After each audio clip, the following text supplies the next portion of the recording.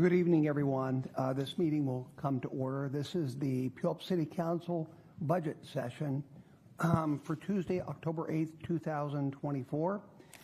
This is more of a conversant type of a meeting where we discuss the budget. There will be no votes tonight, but we will talk about all the different aspects of the budget that we will be making a decision on first reading a week from today.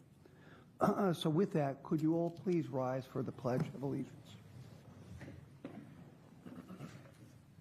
I pledge allegiance to the flag of the United States of America and to the republic for which it stands, one nation, under God, indivisible, with liberty and justice for all. So with that, can we have the clerk please call the roll? Deputy Mayor King. Present. Councilmember Gilliam. Present. Councilmember Whitting. Present. Councilmember Dorr. Present. Councilmember Adler. Present. Councilmember Johnson. Present. Mayor Castema. Present. We'll now move on to the agenda. We've all been presented the agenda. Is there a motion to approve? Motion to approve. Second. Moved and seconded. All those in favor indicate by saying aye. Aye. Excellent. And for those who are viewing, the city of Puyallup changed from doing an annual budget to a biannual budget. And they did that for greater continuity so you can plan out a little bit more than just a year at a time. Now you do it 2 years at a time.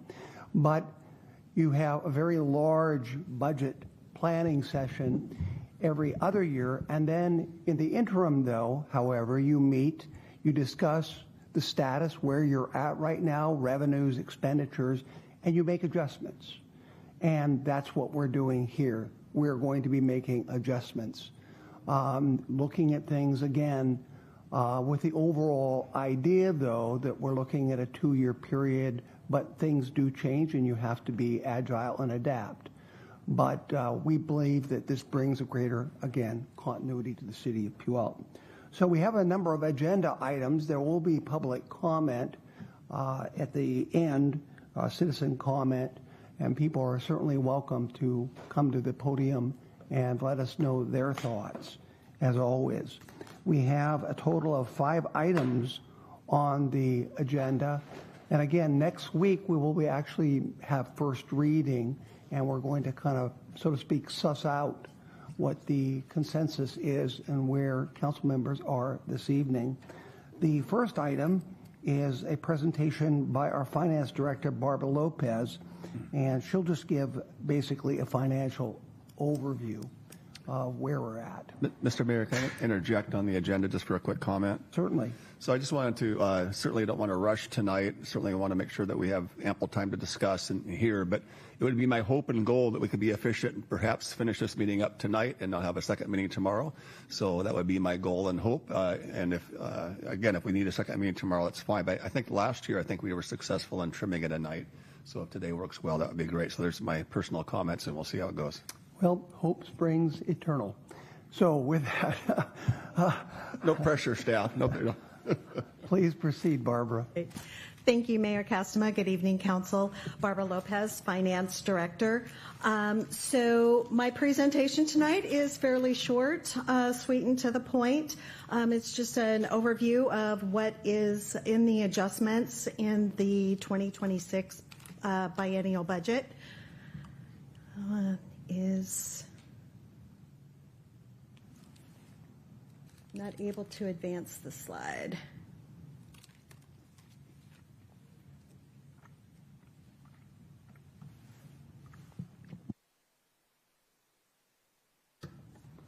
Are you winking or whatever is necessary? I'm looking at Amit to see. Okay, thank you, Amit.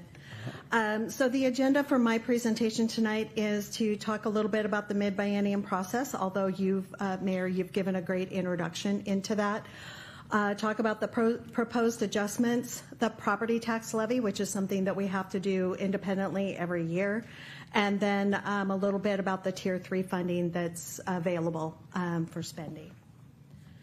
So Then, as Mayor indicated, we are adjusting the second year of our biennial budget. This is required by RCW to do this particular review. Basically, it's to respond to any new information that's out there since budget adoption. We do keep it narrow in focus in terms of, we don't reopen everything for deliberation all over again. We review the budgeted revenues to make sure that they are still expected to come in the way that they were forecasted. We also incorporate any significant changes, any critical department needs, and then, of course, the LTAC and community funding needs to be done every year as well, and we do update the 6-year capital plan. As previously indicated, at next week's council meeting, we will be doing public hearings on both the revenues and the budget, and then first readings as well. So this slide is talking about what are those adjustments to the 2026 currently adopted budget to move forward into next year. So on the left-hand side, you can see the adopted budget already out there is $157.2 million. There are a fair number of adjustments that we are proposing to that fall into a few different categories. The first category is our labor matrix, which is our workforce, our budgeting for salaries and benefits, that category. And then also in this particular column, I put in move the transportation benefit district. So essentially, everything that's the transportation benefit district is funding had been in the general fund previously, but because the transportation benefit district revenues are restricted, meaning the state says that they're restricted to a specific purpose, that means we have to move those functions out of the general fund and into what's called a special revenue fund. It just gets moved to a new fund so that we can make sure that we're accounting for those restricted revenues appropriately per our accounting requirements. So that's what you'll see in the first column. Transfer to Tier 3. That particular column is the $2.6 million out of the general fund. 2024, the 23-24 biennium ended with $2.6 million of reserves in excess than the maximum that is dictated by policy. So those excess dollars get transferred for Tier 3 funding. So we take them out of the general fund and move them into a separate reserve for Tier 3 spending type of fund. In addition to that, you'll see the 908, 990 under the special revenue funds. That's our ARPA monies. We had interest earned on those monies over the course of the last 3 years, and we are not required to spend those as on the same things that we spent our ARPA on, and so we're also moving those to Tier 3 monies so that council can spend those on whatever one-time projects that is chosen. So there's that particular piece. LTAC, so there were a couple of things that happened with LTAC. So one piece of it is that the allotment for the organizations, the 45% allotment, came in a little bit less than what was actually budgeted in 26. And then we had some city-initiated projects like the Meeker Festival Street and those sorts of things, a couple of other projects that we are updating the budget for those, although you will see that list later under the LTAC considerations. But this is assuming that you say yes to all of that, but obviously that again is your choice. Tier 3 spending, there is a little bit of spending for a couple of projects, and I believe that city manager will speak to those here in a bit. But basically, it's about $2.3 million that we are suggesting that we spend in 2026. You see it in the column twice. The first time transfers it out of the Tier 3 holding.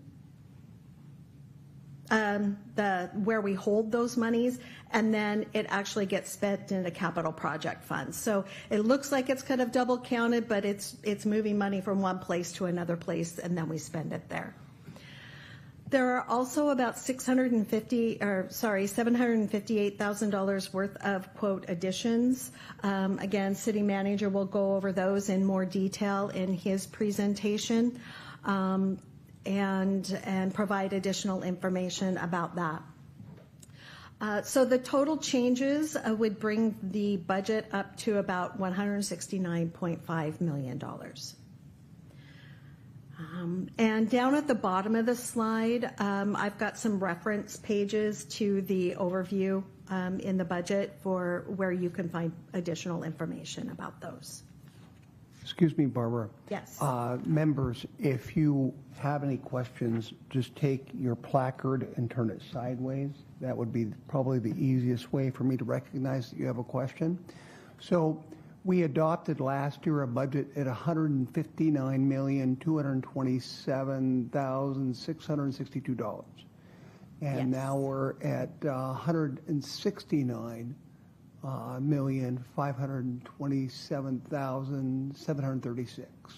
So that's a net increase of roughly, what, $12 million?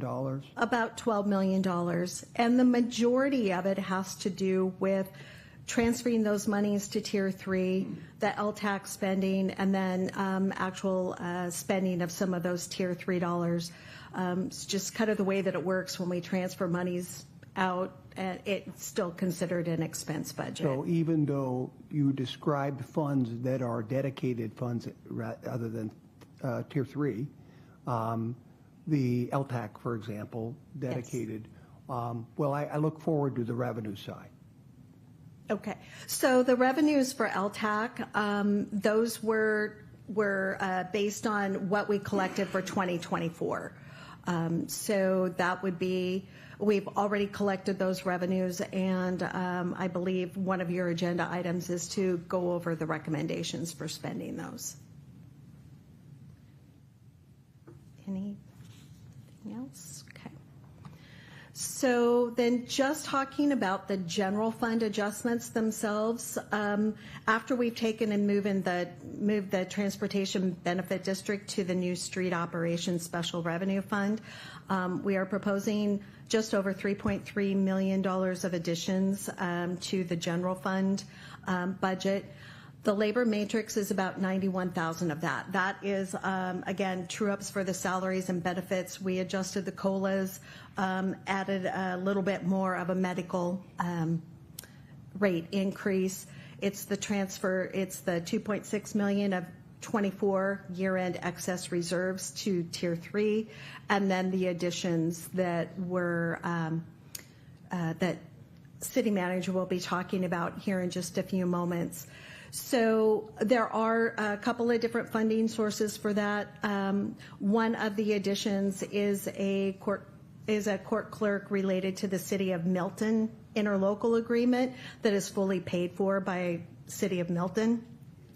And then, of course, the $2.6 million of general fund reserves, we already have those monies in the bank. And then there is some general fund available balance to cover the rest. Moving on to the property tax levy. So the estimated levy for 2026 is just over $11.4 million. We derived that by taking the 2025 levy, which was $11.2 million. We're adding the 1% allowable by law, and then also Pierce County's estimates for the effects of new construction coming online and whatever their administrative adjustments are, gets us to that $11.4 million tax levy. Based on the assessed valuation of $10.9 billion, that went up about 5% for 26. That would give us a general levy rate of just under $1.05 per 1,000 of assessed valuation. Again, Pierce County will be finalizing the assessed valuations and therefore the levy rate over, by the end of this year. So the actual will be available at that point. But this is where we're at for the levy at the moment. And this is what you'll see next week at first reading. And then lastly, the Tier 3 availability. I already talked about how the 23-24 biennium ended up with reserves $2.6 million higher than what is actually required per policy. Even taking those monies out, we still have about $9.1 million in general fund reserves. So we still have that cushion that we need for things that can come up, such as, temporary revenue shortfall, knock on wood that doesn't happen, unanticipated costs and things like that. So for 2026, the Tier 3 available, we started, is $3.5 million. So we started with about $5 million still. We're adding in the 24 year-end excess reserves and then the ARPA interest earnings, which brings us up to about $8.5 million.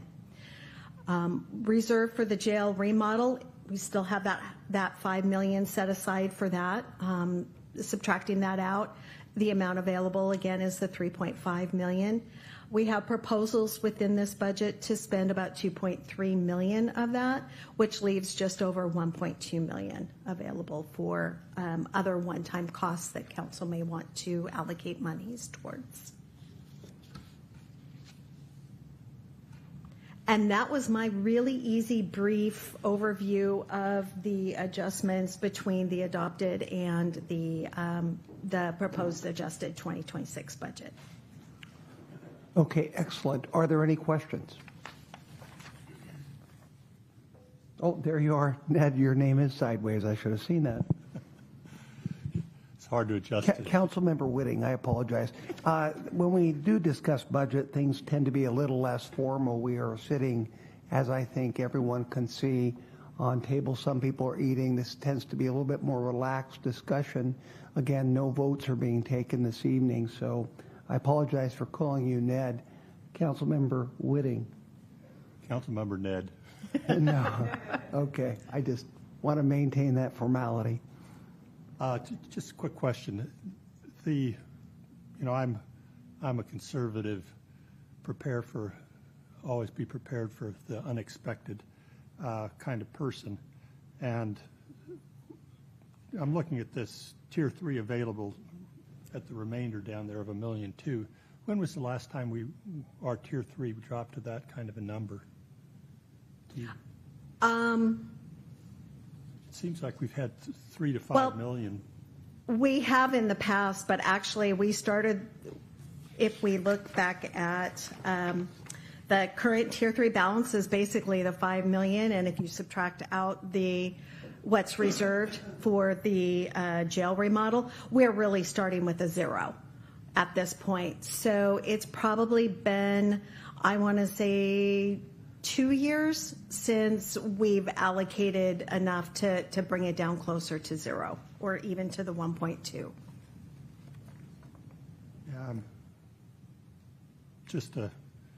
like I said, that concerns me. That I know we need to do the jail remodel, and I don't know enough about the library HV and facility, but I know there's some issues there. So, but there's always more issues than there is money. But that is true. That's my concern. Thank you. And just as a reminder, we do still have the $9.1 million of regular reserves in the general fund that could be tapped in case of an emergency. And every other fund, such as like the utilities and things like that, they all have their own balances that they can draw from as well. So it's not our only method of handling something moving forward. Thank you. I appreciate that. That let me sleep a little better. Any further questions? Okay, Councilmember Whitting, you're through. I will be shortly. You know, I look at this proposed expenditure adjustment, and I have to admit that having Tier 3 spending of 2,305 contributing to our budget twice for the same monies, you know, there's some things like that that's just, I don't claim to be a funds accountant, but how does that work? How that works is we have monies that come into to a fund, say Tier 3. It sits in it's a general fund type, so it's those pesky accounting rules that we have to live by. But when we do a capital project, we can't spend it. We have to do that from a capital projects fund. So we're taking money that was collected in one fund and moving it to another fund to spend it. You know, I understand that, but the double hit is what's troubling. The transferring it out of the fund where it's sitting counts as an expense, and then the actual spending of it on the project itself is a second expense. So it's a technicality. It's a technical expense to transfer out the money of the fund that holds it right now. So is the Tier 3 reserves part of the general fund?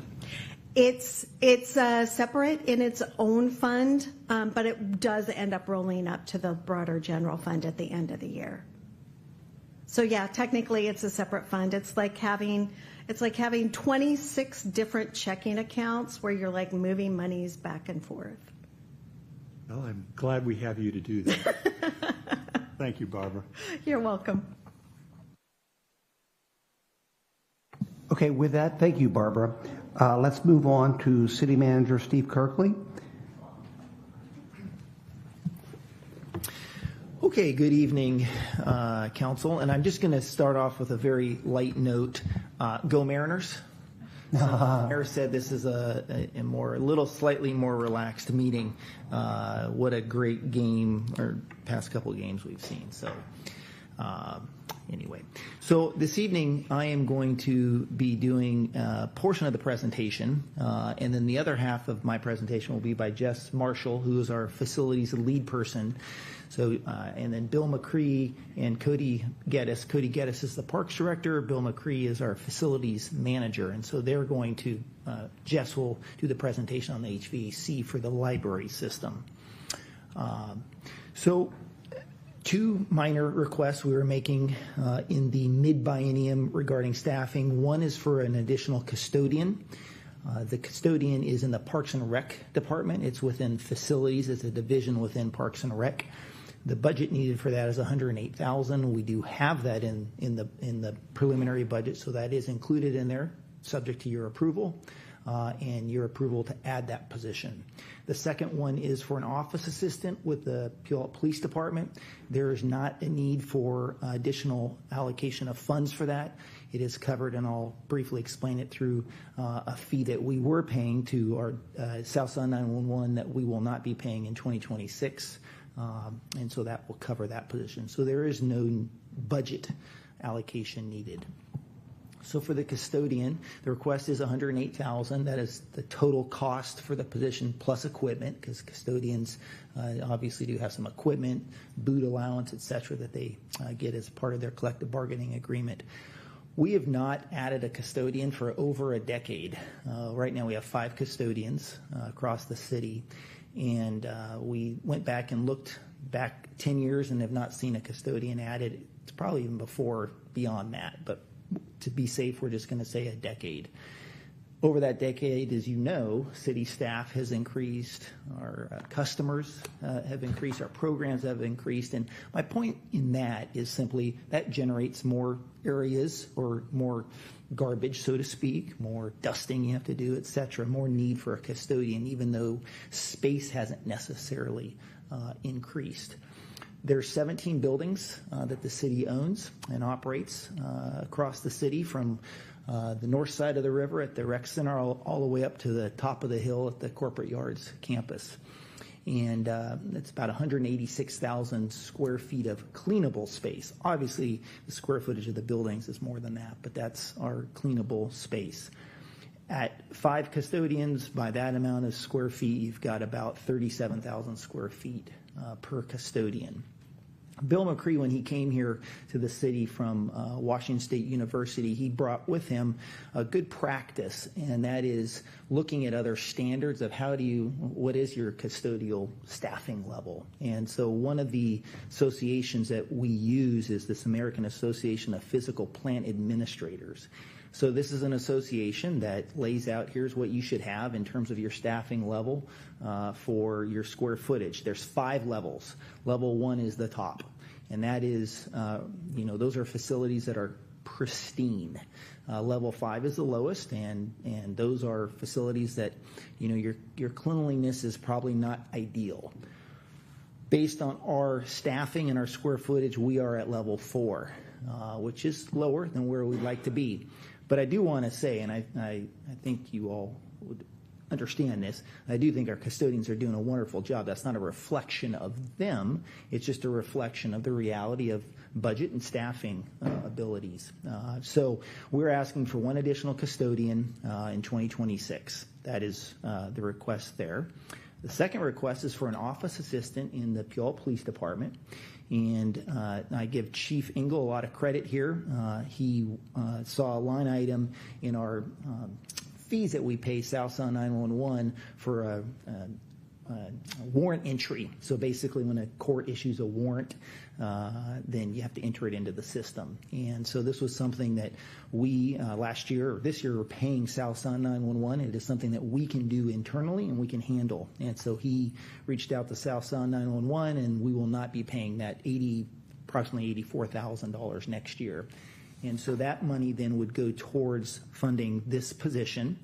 Right now, we have one of the big impacts that we are seeing, and I think you all are aware of this because you authorized a couple additional public records clerks a few years ago. Thank you for that. In the PD, when we added body-worn cameras and in-car cameras in the patrol vehicles, it's a huge amount of work that our records clerks have to deal with. And it's an important body of work. There's a lot of complexity there. There's legal issues.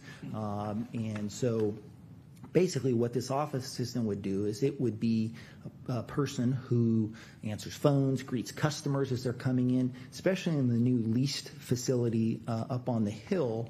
The way that it is designed is as people are coming into the new facility, they can be greeted at this area. This person, this office assistant position, would be the person who would be greeting them, rather than a records specialist who is in the middle of a video watching something that they need to be focused on. And so it really will allow for the records staff to focus on their work, and that is public records. They also will do some other, the chief has identified other areas that this person can assist on: fingerprinting, sending evidence packets to the prosecutor's office, public defenders, some other administrative functions. So those are the 2 requests. And before I turn it over to Jess to talk about the HVAC, just if there are any questions. Councilmember Whitting. Yeah, I just wanted to get an understanding of the work that we're absorbing from South Sound 911, that this warrant work that we'll be doing in the future. Where's that work going to be done, and who's going to be doing it? So right now, it is after-hours work. So right now, the municipal court does a lot of the warrant entry, but if it's after-hours, court's not in session, and a warrant would need to be entered. It would be done by South Sound 911. So that work will not be done. So it would either be the municipal court that will do it, or the PD will do it. Thank you. Okay. Any other questions? Jess Marshall, our facilities leads person, he was just recently promoted that 2 months ago, and actually a Puyallup resident too. So Jess. Hello, everyone.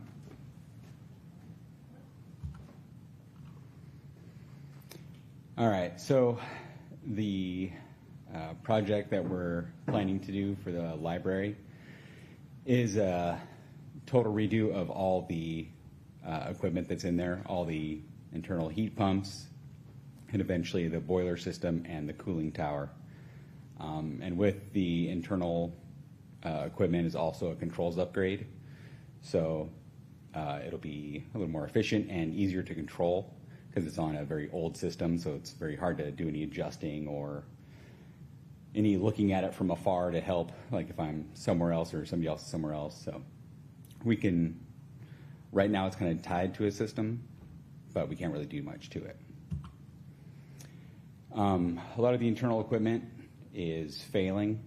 It's water-based, and so a lot of the coils are starting to leak through, just like any old pipes in your house that water goes through, especially if it's copper, just will start to leak over time.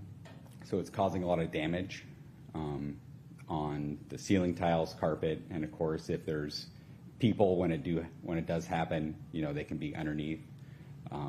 It's damaged a lot of equipment already, some sound equipment in one of the rooms.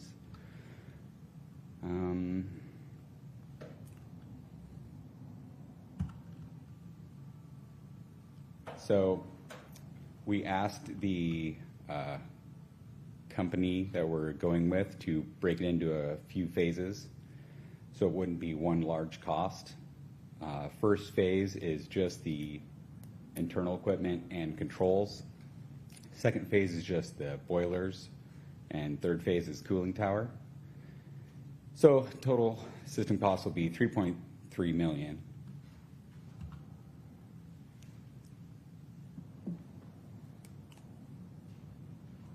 So again, here it's just that everything is just starting to fail slowly. It's just trying to keep up with a lot of the safety issues, especially surrounding water. We're losing capacity on the mechanical side to where it's just losing some of its functionability. Of course, I'm sure you guys have heard when we've had a couple of issues with some like motors and stuff burning out, and it's caused the fire alarm to go off, and people believe we've had to shut down for a little bit. Last couple summers we'd have some issues where it was without cooling for a couple months until we can get it repaired. So definitely in need of repair. And then, all the old equipment is R22, which is being phased out, and it's very expensive to get. And then same thing, it's hard to get the replacement parts, not just the refrigerant, but the actual parts now. And again, just the old control system, just inefficient and doesn't allow a lot of control. Questions? Any questions? Lots, yes. Okay, well, little competition. Councilmember Gilliam, you were first. Go ahead. Thank you, Mayor Castava. I think this question might be more for Steve or Barb, but I'm just curious as to where we would pull this funding from, or if we anticipated and we have savings to help meet this need. Yeah, so this would come from Tier 3 funding, Councilmember Gilliam. We've got, after you set aside the funds for the jail remodel, there's sufficient funding for that, so it would come from the Tier 3, which is unallocated general funds. If I was paying attention, during the earlier presentation, it sounded like we only had 1.2 million left over in Tier 3, Tier 3. That was after the 2.3. Yeah, and so this is that 2.3. That's correct. Yep. That was my question. Thank you so much. Councilmember Adler. Thank you. Thank you for the presentation. Just a few quick questions, and to hold me honest in my study. So this is all original, almost 30 years old. 20 years old. Yep. Life expectancy of commercial equipment is 10 to 15. So it's well past its expected time. Yeah. I don't have any concerns about this project. It must be done. We take such pride in our library and the services that we provide to our community that it only makes sense that we maintain what we have, of course. But I'll just say that I look at this through a lens of also safety for our community, you noted it on your presentation, right, about how hot it is becoming in the summer, and the summers are becoming longer because of climate impacts and changes. It has become awfully warm, even across my lifetime, just how warm it's getting, and the challenge that folks have in their homes of not having AC. And so I really appreciate that we open up our library to so many folks daily, but especially in times of extreme heat, and really being a reliable place for people to have a cooling location. So, Since it is the city's heating and cooling center, that was my main concern too, is that it needed to be more reliable for that. yes, absolutely. My last question is just the timeline. So it's a phased approach, but do you foresee that this project could be done in time for summer 26, or how is that looking? Yeah. It's kind of a lot of kind of delay on equipment, so Yeah. kind of as soon as it can get in the works, then the sooner it'll get done. But yeah, it's usually takes a few months to get equipment and kind of everything rounded up, and then the work. So it would just be scheduling the work. Okay. Thank you. Yeah. I have a question. Yeah. What was the process you used in selecting the vendor that will provide this? So I used our controls contractor. They have a energy savings group, an energy group, and they use it's through the state through I guess a process called ESCO, which is the energy savings contractors, like approved deals. And so they came and they kind of mapped everything out. They do all the design work and, kind of bring in a mechanical, electrical contractors, get the scope of work ready to laid out, so we know exactly what it's going to cost.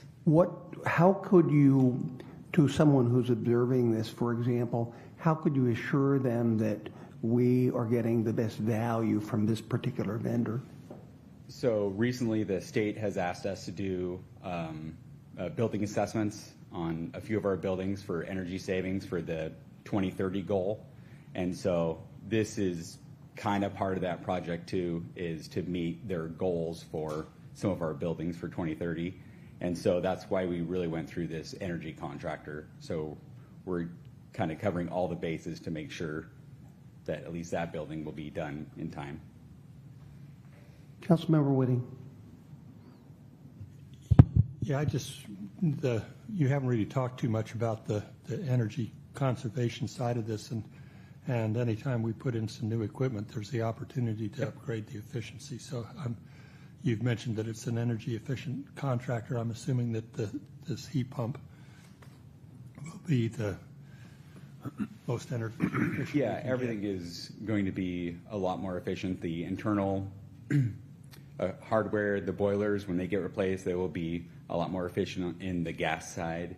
The chiller will be a lot more, it brings a lot more like the variable speed stuff, so it would be a lot less power. Same thing with the internal units, like a lot more variability, so it'll be a lot less power. Now, do these systems interact so that the heat pump can help power some of those other things? Yep. Yeah, so with the controls being part of it is that it allows it to measure a lot more stuff and really dial in the energy savings. So Great. You're not wasting as much energy. Great. Glad to hear it. Thank you. Mr. Mayor, I had a couple questions. Thank you. Councilmember Johnson. Yeah, thank you. Mr. Mayor, you brought up a good point, and I'd like to drill down a little deeper because I'm not super convinced that we've arrived at a good place if we're looking to be good stewards of funding. First of all, I support the initiative. I guess I just want to be convinced or reassured that there's been a due process of competitive RFP type bids. It sounds like just one contractor was referred, one contractor gave a bid, and we're kind of just saying, okay, we're going to go with this. Now, this may be the right person. I don't know. But it's a lot of money, and people are competitive, and I think that if this is opened up, it sounds like there was no competitive bidding. This is one. Am I understanding this correctly, or are there other bids put in? Yeah, so this style of project is a little bit different with the state energy contractors. is so they have a certain amount of contractors that are allowed to do this, and they don't make the price, they just make the project. And it's through the DES, the Department of Enterprise Services. They oversee everything. And so that keeps them on the level. How we got this price is they align everything. And then once we okay the project, we can go out, or we go out with them, then we can go out to bid on contractors for the job. We can have a couple people do it, like we can select 3, 5, 8 vendors to bid on that mechanical side, the electrical side, all that kind of side. So like it might change like a little bit, but it'll be about that price. Everything's public record. It just seems like a weird system to me, so help me sort this out. Well, I think what we're doing is we're approving, let's say, the umbrella, but then there'll be competitive bids on all the components. Well, there may be, but it seems a little interesting that we're coming up with in a public setting, it's going to cost $3 million. Then you're going to sub it out. Everyone that knows, okay, our ceiling is right here, so we're automatically, in a sense, setting the tone of where it should land. But not if you have multiple bidders that you go out to because they want the job. Sure. So his point is. And I've done this. I worked for a school district for 5 years, and we use the same process for a lot of the large capital projects. So it's not like it's a weird, convoluted thing. Like there's a lot of government entities that use this process. And how many times does it come in under what these first ones honestly, said? like a lot of the big projects, it can be $10,000. That's it. So yeah, they're almost very similar. Yeah. So tell me, again, I want to understand this. Why did we have to go through this state recommended? Why couldn't we go out? Are you saying that other people aren't qualified to do this, or we're bound to go through the state? Tell me why we're going through this. Just because the school system does it? Yeah. Why do we need to? And is this consistent with our other buildings that we do? So the benefit of using the ESCO project, or the ESCO side of it, is that it helps you get grants. And so they'll be able to get a lot more and find more grants to help give us back some Well, that money. wasn't mentioned, grants. So this is the first we're hearing about this. So there's potential for grants now, as Yeah. you're saying. Okay, Yeah. well, that wasn't mentioned. That'd be helpful to know. This could set us up for grants, to help Yep. offset this. Okay. Yep. All right. And like I said, they work with the Department of Enterprise Services, so they help find all the grants possible too. Okay, so that would be good. What about, are there any, I know with residential, are there any commercial opportunities with PSE to look for any kind of, rebates or things along that line? Commercial, do they have any programs for larger Yeah, entities? and that's what this company does, is they go out and they find state, PSE, everything possible to help get us back some money. Yeah. Well, I support this in concept. I'd sure like to make sure that that the bidding is allowing for as efficient as possible spending wise, and I hope that we are typically going off those grants or incentives with PSC and other government entities that would help a little bit. So it's a highly used public building, and we want to make sure we keep it up. So thank you for that. Yeah. Thank you, Mr. Mayor. Thank you, Councilmember Johnson. City Manager Steve Kirkley, I think you have some comments. I just wanted to say one of the things with Councilmember Johnson too is I think part of it is, perhaps, well, they already know what the cost is, so how aren't they getting some unfair advantage by already knowing what the cost of it is? Just so you're aware, we do, anytime that we bid out a public project, we always have an engineer estimate, and so it is public already, so they're not getting, because I understand where you're going, they're not getting any advantage in the cost estimate than they would in any other public works projects. Okay, Councilmember Adler. Thank you, Mr. Mayor. Sorry, just real quick. I feel as though it may be prudent to maybe get some background on the state partnership, Okay. and just a better highlight. You don't have to do it right now, but perhaps before next week, just a better explanation of what that partnership is and why the state's involved in the program, which is the how did you reference it? ESCO, ESCO. ESCO. Because I think it's likely some answers to the questions from my colleagues this evening will lie within the explanation of why the state's involved and what they really bring to the table on this. Okay. Thank you. Yeah. Thank you. Excellent job. Appreciate your presentation. We're now going to move. Oh, I apologize. Excuse me. I guess you're not through. Councilmember Dorr. Jess, I wanted to thank you for your presentation. Yeah. Budget time, it can be a challenging time for you to have to step up to the mic in front of council. So I thought you did a great job. I'm supportive of the project, and I appreciate your explanations tonight. Thanks. Yeah. Okay. With that, we're now going to move on to 1C, the Lodging Tax Advisory Committee, LTAC recommendations. Councilmember Whitting, please. Yes, can we pull up the slide on this? Mr. Mayor, can I interject? Councilmember Dorr.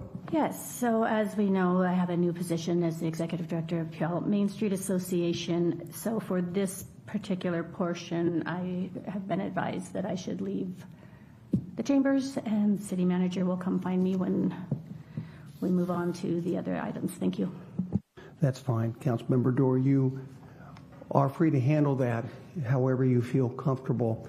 It is not a requirement that an individual who has a conflict actually leave. I think when it comes to the vote, they can abstain from that vote. But again, I leave that up to everyone's particular situation. I will not be on this particular vote. I will not be taking that vote. I will be abstaining next Tuesday on this particular adoption of these recommendations. And it has been brought up. One of the great things that my wife has experienced in her retirement is actually going from being a lawyer to being a gardener. And I think she thinks that's her great life achievement. And she is a member of the Master Gardeners and has gone through that course. And I just want to make sure I know that they're on this list. And she has had no participation in that whatsoever. But I want to make sure that there's no appearance as such. So I will be abstaining from this particular vote next Tuesday. So let's move forward. Councilmember Whitting, please apprise us of the recommendations. Yes, just a little background. The mayor recused himself from, normally the mayor chairs the LTAC committee, so he recused himself from that and asked me to take over this. So I chaired that meeting. The committee, that the LTAC committee, consists of 3 members of the local lodging community that contribute to the lodging tax, and 3 organizations that are recipients of the LTAC funding, and then the chair of the committee that's a council member. So I served in the council member position. So that's a little background on the composition of the committee for the public. In terms of what we were up against, we had a $2,492,000 worth of requests. That compares to $2,750,800 of awarded in 2025, and we actually had lower amount available this year of $2,348,000. So we had to pare those funds down a little bit from what we awarded in 2025. In all of the participants this year were participants last year, with the exception of the Master Gardeners Association, and I found that particular project particularly compelling. The Master Gardeners plant sale normally takes place at the Wazoo Extension, and it can be a little challenging over there. The facilities are, when the public descends on that plant sale, things get pretty crazy over there, and not much parking, and it's really a little wild, and that's in good weather. if the weather's inclement, then it's really a little challenging over there. So their intent is to move their plant sale to the fairgrounds, and that will add some cost to the plant sale. But their hope is that they can expand the plant sale considerably and make it a regional draw to Puyallup, and it sounded really exciting that the people come out in droves to it without much publicity. So their plan is to expand and bring in people from further abroad, and the expectation is the proceeds of the plant sale would cover the costs of that fairgrounds rentals and associated costs that go with that. So this is kind of a one-time kind of deal.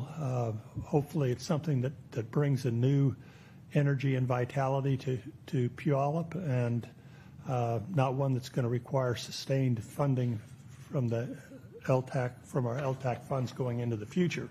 So that seemed pretty exciting to the committee, and so the committee voted to accept their proposal as presented for the full amount of the request.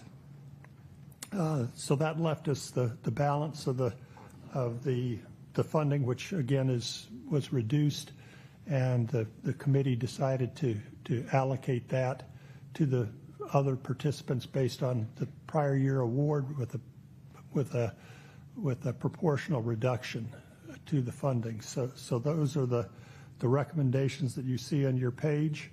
As you can see, each of the awards other than the Master Gardeners are down slightly. All things fun sports went from $8,800 down to $8,300, so a reduction of about $500 or 7%, I think. So that is my report. Councilmember Whitting, let me also assist you in kind of supplementing what you had said about LTAC. The lodging tax is what individuals, whenever they stay in any hotel in the city of Puyallup, and also in any kind of short-term rental, so that's Airbnb, whatever the case may be, there is a LTAC, a lodging tax that goes with that, and those funds must be spent on tourism-related projects.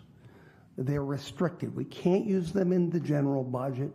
They must be used to attract people to the city of Puyallup with the idea that you would be bringing in people that would stay in a hotel. It kind of a self-perpetuating fund. And again, it must be used to bring people to the city of Puyallup, or these activities that create the environment that people will want through tourism to visit the city of Puyallup, and that's all that these funds can be used for. And I want people to know that, so there's not a misnomer that this is coming out of your general property tax revenue or sales tax revenue. This is specifically designed for that purpose. With that in mind, do we have any Councilmember Dorr, you can. Mr. Mayor, I have some questions. Okay, certainly. Councilmember Johnson. Yeah, thank you. Ned, Councilmember Whitting, I support this transition from the Master Gardeners to the fair. It sounds like a really awesome embiotic thing. In fact, I think WSU had probably some relations way back when the fairs even started many years ago, so there's kind of a natural partnership there. On a side note, I would like to see the fair and WSU form a stronger alliance with each other to where it maybe perhaps is included as part of the fair with all the agriculture. Maybe there wouldn't be any rent needed because it's kind of embiotic, going back to the farm and agricultural time, but that's here nor there. But I'd love to see that formation. So I support that. Great idea. And I think it attracts more people when they know it's because, WSU campus there, it's kind of obscure and people don't know where it's at. They know where the Washington State Fair is, and they know WSU is going to put a plant sale. They'll come there in plenty of parking. I think it'll draw more people if it's marketed correctly. I do want to ask a couple of questions, and I know that maybe we've discussed this before, and I'd like to maybe no one's going to be able to answer on the spot, but I guess All Things Fun Sports, I know they've been getting awards for many years. And I'm sure there's some folks they draw in, but are we setting precedents? What if other run companies want to come and do business in Puyallup? Where do we draw the line on, companies come in, they want to do marathons and things like that? Is there anything in our, process that would not show special favoritism to one if somebody else want to come and do some runs in Puyallup? What are we doing to deal with that? And if we don't have a process, what are we doing to make sure that it's fair and equitable for other folks that may want to come and do some runs here, and then may want to be eligible for some LTAC funds? I'd like to kind of put that out there. Yeah, just a background on All Things Fun Sports. In allocating the LTAC funds, one of the measures, as the mayor clarified, is bringing people to Puyallup to book hotel rooms, and the All Things Fun Sports did a better job of identifying how many people they were actually bringing in than most of the applicants. They get registrations, and so they know who's coming to the Puyallup runs, and they actually start up new runs, and they reduce the funding required on repetitive runs. So if a run isn't being successful, then if a run is successful, then it becomes self-funding. So it's the newer runs that require the support. So that's a little background. And in terms of how do we choose, if somebody else put in an application, we'd certainly throw it into the pot and consider the proposal that's brought forward. And we have limited funds, and if somebody else comes up with a better proposal than All Things Fun Sports, we'd allocate it to them.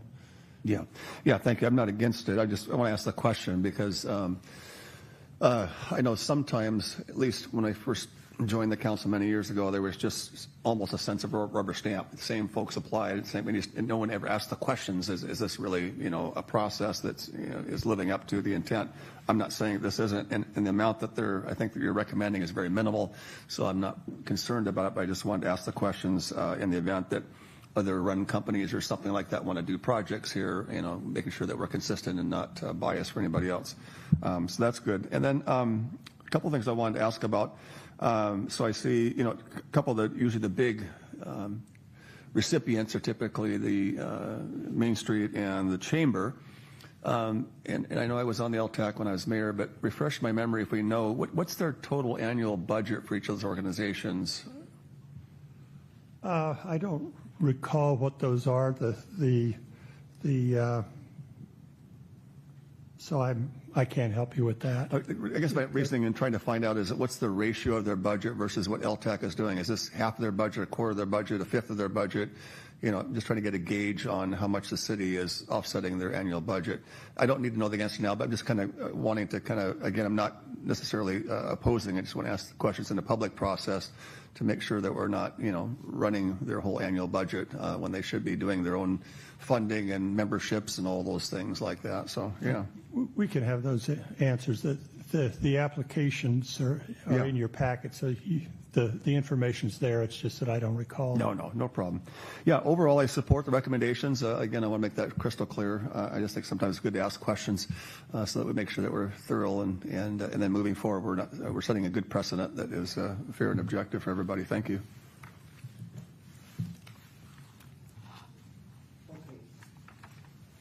Any further questions at all? Okay, with that, let's go ahead and we're going to move on to, please go ahead and have Councilmember Dorr join us. Let's move on to the community grant funding, and that is myself. And I went ahead and instead of, Mayor? excuse me, Councilmember Whitting? Yeah, I need to recuse myself on this one. I've got a couple of personal interests in several of the organizations that are applying for community grants funding. So I will be recusing myself from this discussion. I don't feel a need to leave the room, so I'll be quiet as a mouse. Okay. What's important is that, of course, the vote is really the important aspect, and I respect you abstaining from discussion to this too. So, welcome back, Councilmember Dorr. So we're now discussing community grant funding. Now, this is a fund that does come out of general revenue, and it's not a dedicated fund, but it is a fund that the community allocates to social service providers, people who provide housing assistance, other type of assistance to people who are disadvantaged, in need, et cetera. And last year there was an allocation of $168,000. There were requests this year for $279,500, and the eventual allocation that a three-person committee came to was $179,500. And I'll go over those briefly. But in essence, of course, there's not enough funds to fill the need of all the requests that come through. So the committee is somewhat selective in going through those that they have usually experience with. And many here have toured these projects, these facilities, and they know them as ones that do provide good value to the community. And again, not to say that the other ones do not provide a value, but these are the ones that they have prioritized, this particular committee. So All Saints Community Service, a lot of these have to do with housing or nutritional assistance. Helping Hand House, we have funded for a number of years. It provides housing for emergency care, for housing for primarily families. We have Mikasa, which again focuses on affordable housing. As you can see, that's a very top priority in the community. Community in Schools, excellent program that assists children in our primarily elementary schools, and they utilize a volunteer network, and they provide very valuable services to many of the schools where there is an expressed need for that kind of community volunteerism. The Puyallup Food Bank, I think we're all very familiar with. The retail value is in the millions of dollars of food that they distribute. I know 20,000 seems like a fairly paltry amount, but it's what the city of Puyallup can provide. St. Francis House has an excellent program on rent assistance and utility assistance, helping so that people aren't evicted and that they can actually stay in their particular apartment or rental unit. Vallejo Vocation, they asked for $30,000. They received, the recommended amount was $30,000. They help people who are disadvantaged, who have particular needs, where they have trouble finding employment, and this helps them integrate back into the workforce. And I think that was a priority of that. Helping people become more self-sustainable is an excellent ideal to aim for. And finally, I think this may be in honor of Councilmember Gilliam, but the YMCA is having a teen late night that they're establishing for teens on the South Hill. And the idea was there that there really are not that many services up there for teens. And this was, again, this is going to help start and launch that program. And I brought up Councilmember Gilliam because I know that at one time she was a director of a program very similar to this. So the total is $179,500, and those are the recommendations. Mr. Mayor, I have some questions. Councilmember Johnson. Yeah, thank you. I support it in whole concept. I had some quick clarifying questions on the YMCA. Is this kind of seed money to launch this, or would this be ongoing funding that we anticipate every year?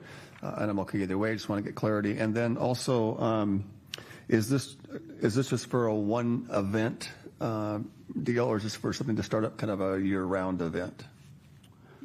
No, it's a year-round operation, and this is to be used to start up. Okay. Yeah, and great. Early operations. I cannot say, as they say, that it is for startup expenses. I am, however, not saying that they will not come back next year and say that they would like some operating expenses at that time that are more ongoing. Well, I support it. I think it's great. I just want to make sure it wasn't like a big free-for-all weekend. All of a sudden, 20 grand is dumped, and it was a great weekend event. But what did that do? But I like the ongoing concept of it, so that's great.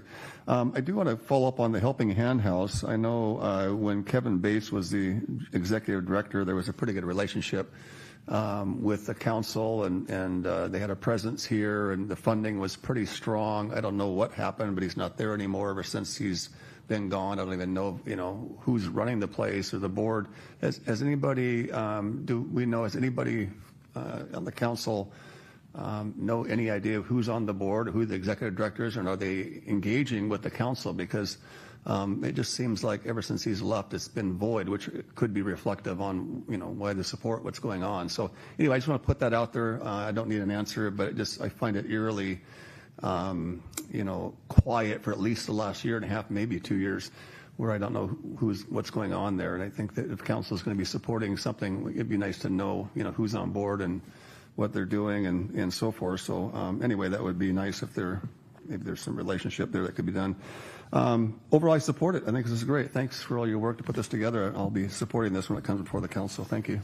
Thank you. Each of the entities here actually, and I'll get you their pro forma, so to speak, so you can see actually who they end up serving numerically, et cetera. I can get that for you. Oh, I don't need it. I just asking about in general, if you're referring, I don't know who's in leadership anymore. And so they seem kind of void and quiet. So anyway, I don't know why that is, but before and precedents have passed, they were very active, involved with the council and the community, but it's like I don't know that they're even here anymore. Thank you. Thank you. Councilmember Dorr. Thank you. So I just have a question about the YMCA.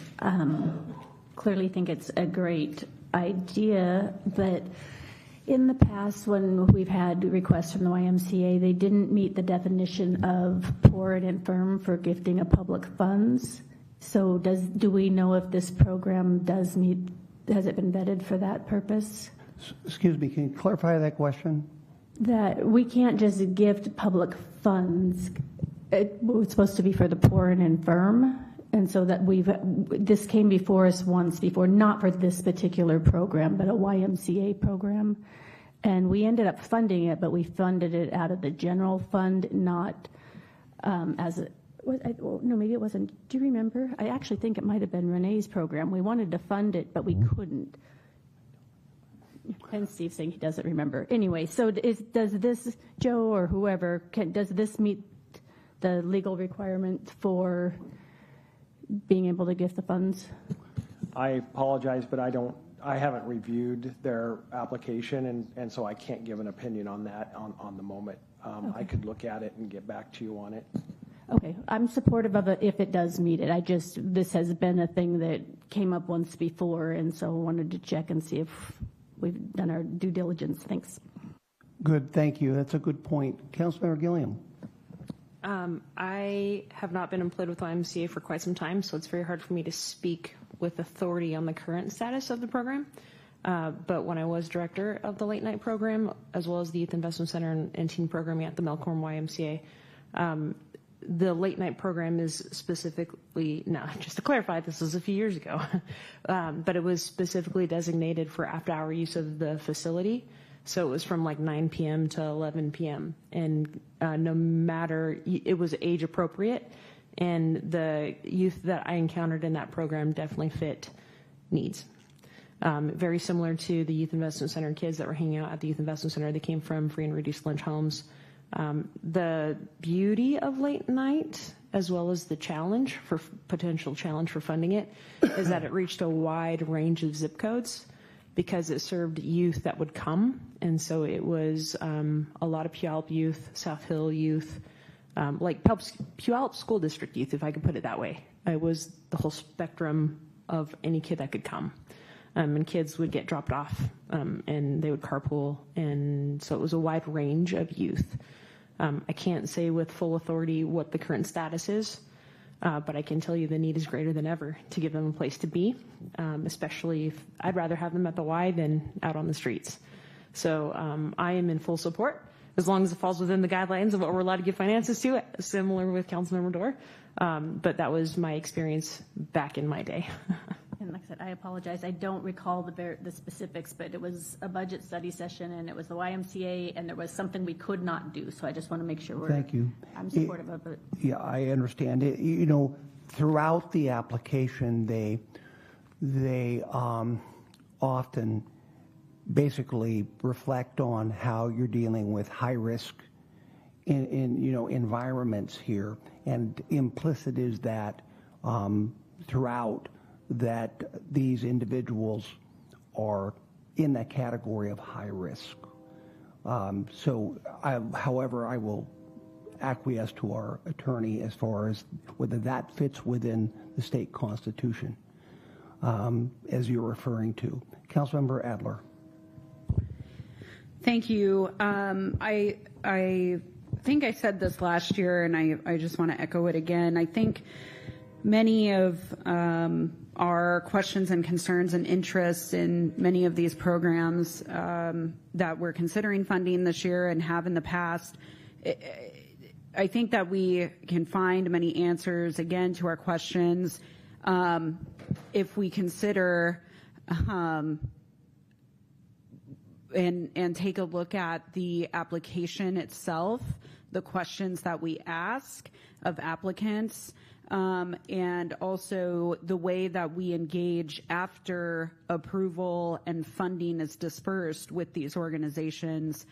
I don't think it needs to be as formal as a report or a presentation, of course, but some type of communication between the city and the organizations which we support, I think could be very helpful in our interest and ongoing support of the organizations.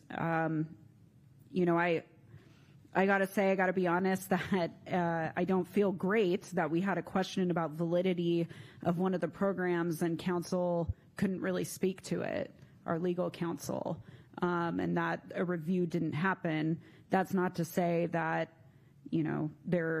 that all of these applicants are valid and worthy, but I think it's time that we and staff take a look at the application itself and its process, and is that really on par with best practice compared to other cities and organizations that do community giving. Thank you. Thank you. I assure you that when we return next week, our attorney will have reviewed this.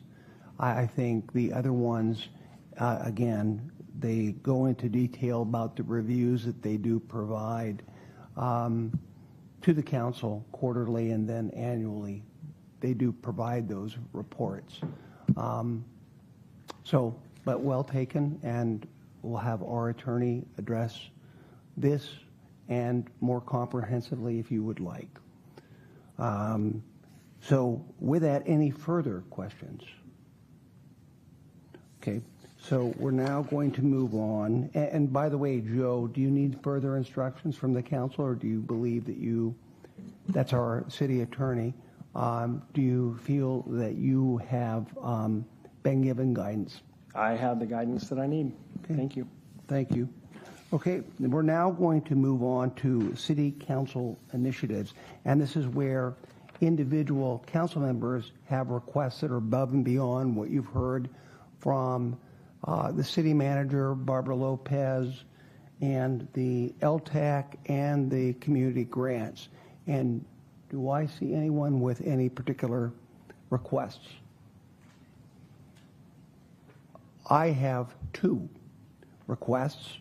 The first one you have before you is one that would try to utilize LTAC funds.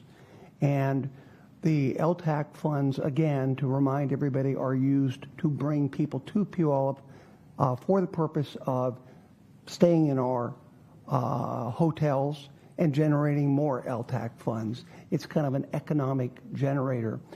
And the Washington State University Research and Extension Center, in their master plan for years, has been wanting to convert the very large barns at the end of town into a conference convention center of some kind, that they could combine an academic environment with could be even a national conference facility. And those of you who may remember Ernie Bay, but he was actually the director of the research center at one time, but very active participant in this community. He is really responsible for getting from the legislature the money to preserve these very large, iconic barns. And I ask everyone to have the opportunity to go out and look at these, to preserve them with the idea that someday they would be a conference facility. And I have actually spent time at the Aspen Institute in Colorado.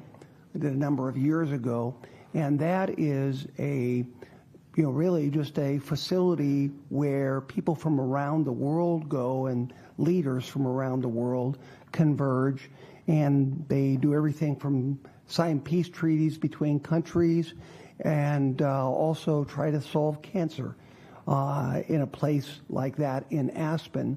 And it's often been looked upon that we could have our own type of Aspen Institute here in Puyallup, combining a big, very noted research university, Washington State University, their facility, and they've been looking at this facility to do so, and they often look for local support, however.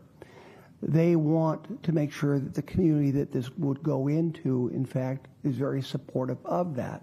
Now, the Aspen Institute, again, I've been to it. It's nothing really, the facility isn't stellar or it's just a very beautiful environment to go to, and it has a facility that allows people to walk on the grounds and people to meet, etc.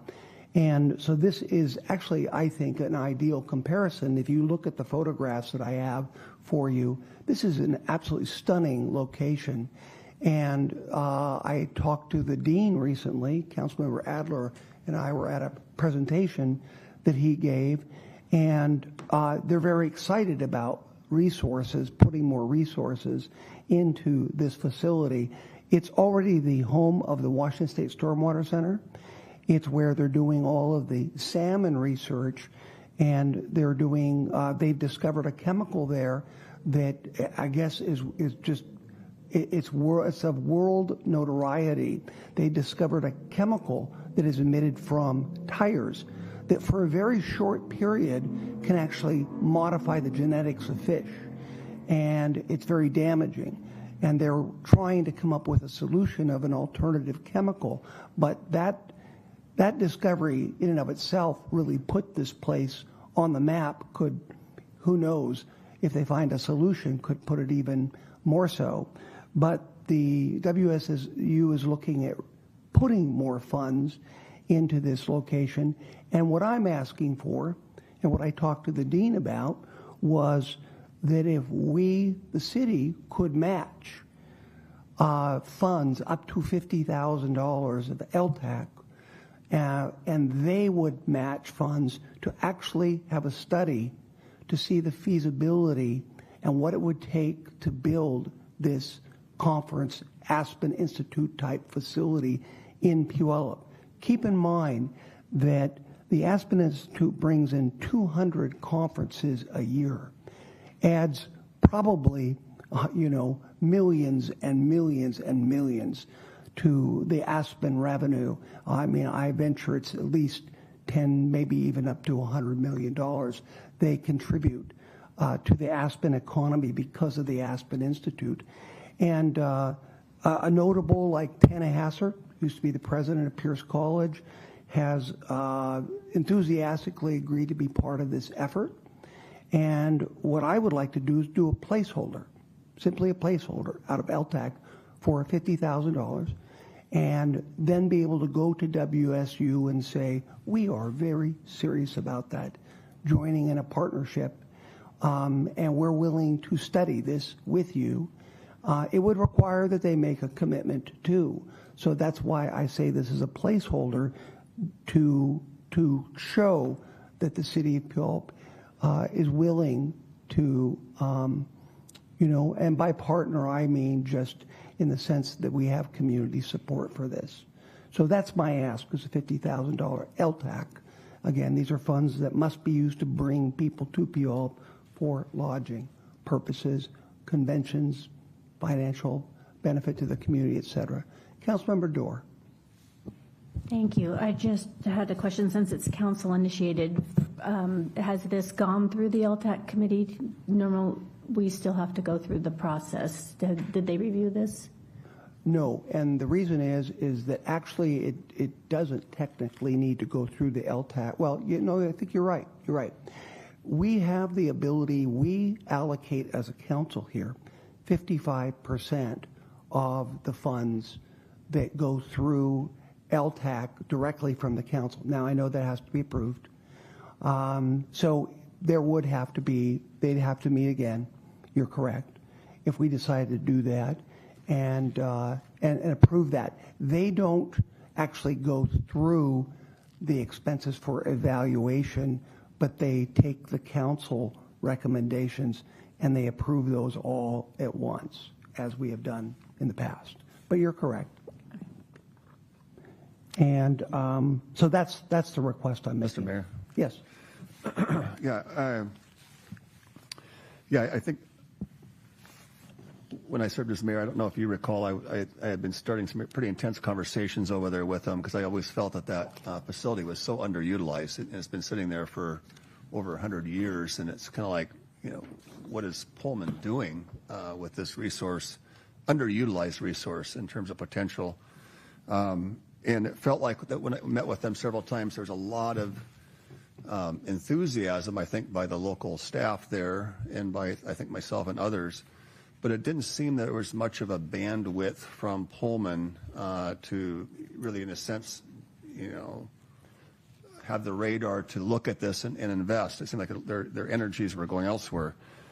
So I support the concept of it. I think it's a great idea. My hope is that Pullman will, the headquarters will get on board. I know they had a significant investment, I think, in some kind of a campus or expansion of it up in Everett or something, if I recall right. So a lot of their energies went up there. But I do think that Puyallup is an underutilized location, and it's been around since, I think, Abraham Lincoln, if I recall right, on that. So it's been sitting there for a long time, and again, not being fully utilized.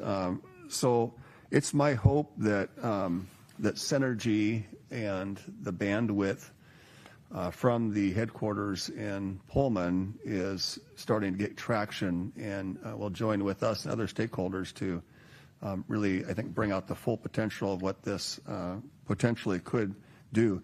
I do think that if it was done and done properly, I do think it'd be a huge draw, not just statewide, but I think a national and perhaps on occasion international draw, because WSU has quite a name for themselves and quite a reputation, long-standing.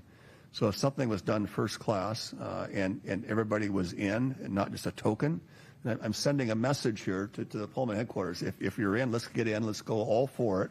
Let's do it. But let's not just humor and throw some study money at it and never get anywhere. I think I'd like to see all in, right? And so that would be something I would like to see and know. But short of that, and in hopes of that, I've, again, felt for a long time that it's time for this facility, property to be utilized for community good, but not just our community, because, again, it just happens to be located in Puyallup, but it's a state institution that is worthy of state benefit, of utilization, some of the trainings and things and events that could happen here. And so it's my hope that there is some synergy that will get Pullman on board. So there's my concept. I support it. Let's get Pullman to really get all their chips in, and let's help them. And then there's other stakeholders, Mayor, that could jump in if they begin to put some traction on this. I think you'd find other stakeholders, such as how many decades of alumni would love to get involved and support this as an alumni center. A portion have to be alumni center. You've got decades of folks that live on this, near in this area. They're not near Pullman that would love to get involved with this. So there's a lot of funding potential, and this could be a seed in the ground, so to speak, along with Pullman, to perhaps draw in tremendous amount of support, and quite frankly, utilizing those barns and restoring those into state-of-the-art convention center with some history and all that is just pretty special. So again, I'm all for it. I just hope that Pullman is all in and not going through the motions and then it's shelved. Thank you. Thank you. Let me just comment before we go to Councilmember Whitting. There have been tremendous strides with WSU, the Puyallup Research Extension Center. 7 years ago, we sponsored for the first time a proclamation just recognizing the importance of that institution in Puyallup, and that made their central newspaper, so to speak, back in Pullman. You would be surprised the appreciativeness of the communities in which WSU is located is not necessarily what you think.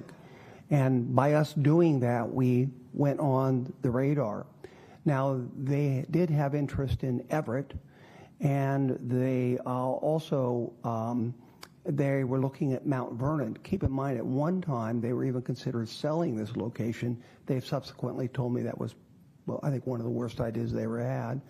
But so it is varied. But with this new dean, and I just met the director of the Board of Regents, they're very excited about this idea. So again, I believe our relationship is getting stronger. Councilmember Adler has been involved with working with the fair and WSU, which is getting to be a very, very strong bond. There's an entire presentation within the fair this year that WS really was the one that facilitated and put it together. So I think they're seeing that this is a great opportunity. And again, I think we've got a mover and shaker in Tana Hassert is willing to step forward, help lead this effort, go to Pullman. But I think that this would tell them, City of Puyallup, we're serious. So I want to go to Councilmember Whitting. Mr. Mayor, if I could respond just to your, because you rebutted mine. Can I go to Whitting first? You can. It wouldn't take very long, but go ahead. Yeah. Okay, well, go ahead. Well, I'm just saying, I was going to follow up on that because it was kind of a response to my deal. If in fact there's some, kind of advocacy with Pullman, I would love to see a delegation of our council go out there with them and to kind of talk with them and show skin the game that, hey, we are very much want to partner with you. That'd be a great trip, I think. Thank you. That's a fantastic idea. Councilmember Whitting. Just a couple of comments. You mentioned the presentation at the fair, that there was a new presentation on the fair that WSU Extension facilitated. I went through it twice. I went through it once by myself, and I was so impressed I took my wife back and went through it again and enjoyed it immensely both times. So that partnership between the fair and the WSU Extension is a powerful thing, and it really produced a good work for the community there.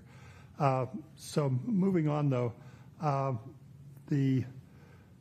wasn't clear on where this 50,000 was coming from. We've got the 55% that's allocated by the city and the 45% that's allocated by the LTAC. Where would that 50,000 come from? There is if you look at the LTAC funds, there is remaining $736,000 remaining in LTAC, and it would come from that portion, and it would be councilmatic, not committee oriented. Yeah. But I believe Councilmember Dorr was correct that the city initiated requests still have to go through LTAC for approval. Yeah. Okay. So I just wanted to be clear on that. My other question was, what would be the timing of that 50,000 Would that be something that we'd expect in 2026? Yes, Okay. that would be my expectation. Okay, thank you. Okay? Any further comments? For the City Manager Kirkley, for this to go to properly be before us as an item for the budget, Councilmember Dorr brought up the fact it would go back to LTAC. What would be the logistics of that? Yeah, I believe I think there's a window of when it has to go back, and so staff would initiate a LTAC committee meeting, and at that meeting, this would be presented to the LTAC committee, and then they would have an opportunity to comment on it, and then it would come back to you all. All that would need to occur before final adoption of the budget. Okay, so it could occur after first reading. Correct.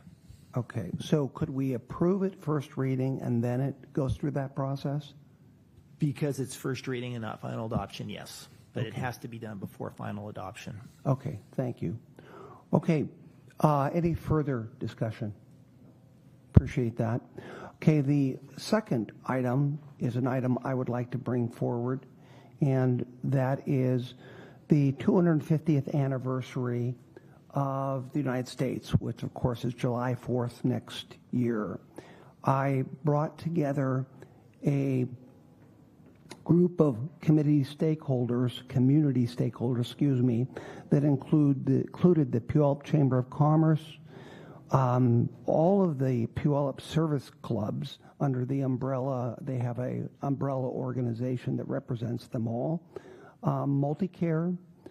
I brought together VFW 2224, the Puyallup VFW, the America 250 Committee, which is, the America 250, not necessarily a committee, but it's a position in Washington State that that a person is paid to help coordinate the 250th anniversary with all the cities in Washington State. Puyallup Crews, Pierce County Council members, the Puyallup Main Street Association, the Washington State Fair, Puyallup, another member of Puyallup, well, I'll just move on, Puyallup School District, and then the Meeker Mansion.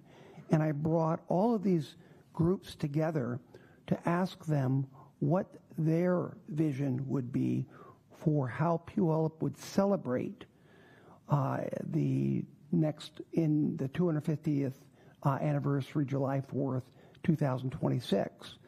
And there were many ideas that were put forward, and there was a consensus that everyone came to. And what you have in front of you is really that consensus. Now, nothing here is absolutely in stone, but this is where the community generally is they would like to have a big 250th celebration in Puyallup. It would be comprised of a full day on July 4th of events, starting with the regular farmers market in the morning, but going to, at the same time in the morning at 10 o'clock, having what could basically be a huge cruise through the Puyallup Loop of cars from all over the Northwest, dressed or, modeled up in patriotic themes.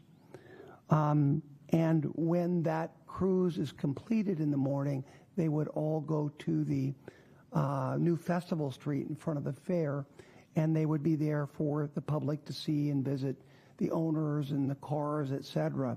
So that would be kind of the start of it. And then after that, we would have a gathering in the park approximately 3 o'clock, and the VFW and American Legion that normally have an activity on that day, but they've been doing it now for the last 2 years in Grayland Park, would move it to Pioneer Park. And they would have a band, they would read the Declaration of Independence, other important founding documents. And then when that is through with that gathering, you would go to the Red, White, and Kaboom Festival, which pretty much takes you from roughly 5 o'clock to the rest of the evening. And as you can see, there's special enhancements here, but this would be a pretty big undertaking. What was very interesting to find out was that this person that's been appointed by the state indicated that the state has allocated no money for the entire state for the 250th anniversary. There are no funds, no grants available from the state. But Puyallup, if they did something like this, could potentially draw people from really all over the Northwest. Certainly the crews, those people who bring their cars, this would be one of the biggest events that they had ever seen. And you would draw people from the Northwest. So this would be a substantial event. And so we would, I think what the consensus was, is that this could not be done unprofessionally. You would need to have a professional organization. And like the Puyallup Main Street Association, they hire, I believe it is Events Northwest. Councilmember Dorr, you may be more familiar, but they hire a private entity to do the Meeker Days, for example, to do all that organizing. And that, costs money to do. We would do the same here, is we would want to compensate an organization for doing all of this, whether it be the Chamber or Events Northwest. That is yet to be determined. Again, this is just kind of the consensus of where we're at right now. And all that I would be asking for is a placeholder to allow for that administrative cost and any kind of cost increases and expenses that you might have related to this. One idea that has also come forward is that we also have a monument that we erect, let's say, at one end of the city that would kind of be part of this. And the idea of a very large flagpole, for example, is one such idea that has come forward. But again, something iconic that would really be symbolic of the community's appreciation for the 250th anniversary. And so the total amount placeholder is this isn't going to be cheap, but is $250,000 is what I'd like to put as a placeholder. Now, keep in mind, LTAC is done on a reimbursement level. You have an expenditure, comes before the city, and they reimburse for those actual documented expenses. But it goes to a certain amount, does not go above that. And the expense that has been suggested here is $250,000 for the 250th anniversary. And so with that, I'd like to get other people's thoughts on this. Councilmember Whitting. Just a question. We've got the World Cup coming to the Pacific Northwest as well, and I don't know what the timing of that is particularly. Would we see a conflict between those two events? You will definitely, I believe that period is when there will be a World Cup taking place, and that will bring a sizable amount of people. Keep in mind, we're not a directly impacted community, although I believe we will be. I think you're correct, in that I think that you have got kind of a light rail or proposed future light rail coming Federal Way down to Tacoma. Tacoma is, I think, considered an event city for that event. We are not, but I do think that a lot of people will stay here and then maybe take up heavy rail to the events. So it's going to be a very intense time. I don't know if that should be the determinant in us not having a 4th of July celebration, 250th, though. It's just going to be very intense. Yeah, it's something that we'd need to take into a great deal of consideration if those two events are taking place at the same time, from the traffic and keep in mind, we have none of those events taking place here. Understood. They're all in Seattle. But if people are coming from Puyallup to the city and the expectation is that our hotels are all going to be full during that time period at premium prices. So if people are coming in from out of town, they're going to pay.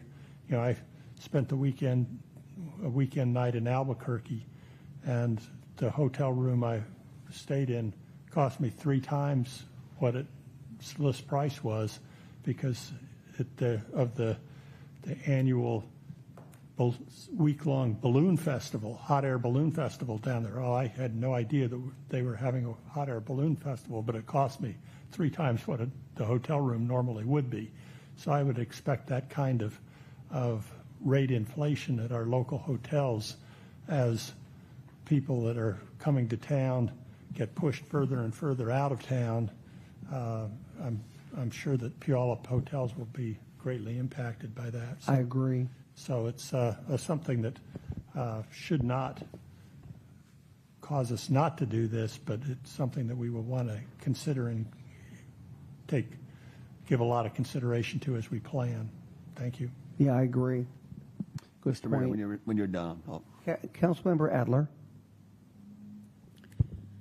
Thank you, Mr. Mayor. I have a question, and maybe Councilmember Whitting or staff can be helpful. So in the proposal for the LTAC committee recommendations for the Chamber of Commerce, right, part of their requests includes funding for the Red, White, and Kaboom celebration. And so I'm just curious if we foresee the Chamber utilizing some of that funds to go toward what could ultimately be the $250,000, or if the $250,000 dollars available would be in addition to.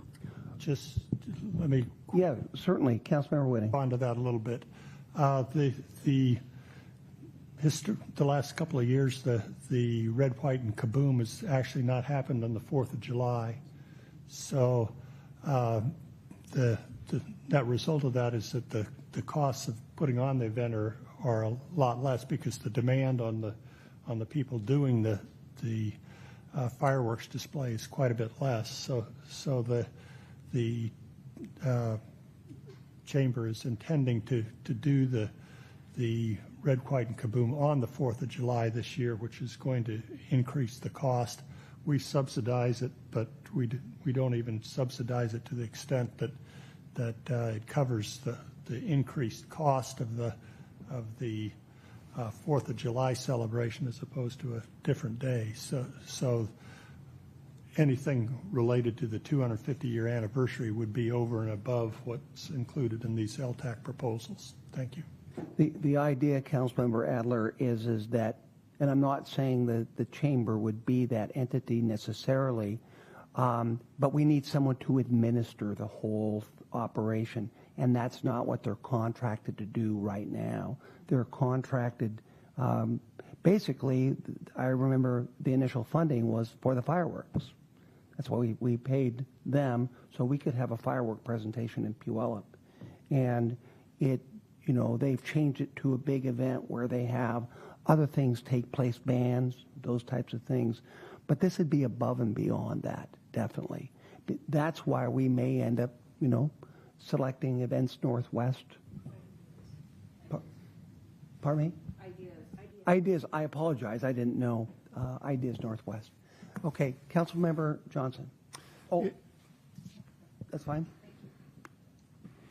Yeah, Mr. Mayor, thank you. I support the concept. I'm really nervous about the 250, honestly, and I just wondering. I guess the question would be: we're already doing something typically on the 3rd, and this could be foregoing to the 4th. The chamber is functioning. We're already paying them, I guess, roughly $100,000 to do that. I guess the question would be: is how, over the last couple of years, on the similar event, let's call it the 3rd or whatever, but it's a 4th of July event. How many people are there showing up, and what are the crowds in terms of that effort for $100,000? That'd be number one.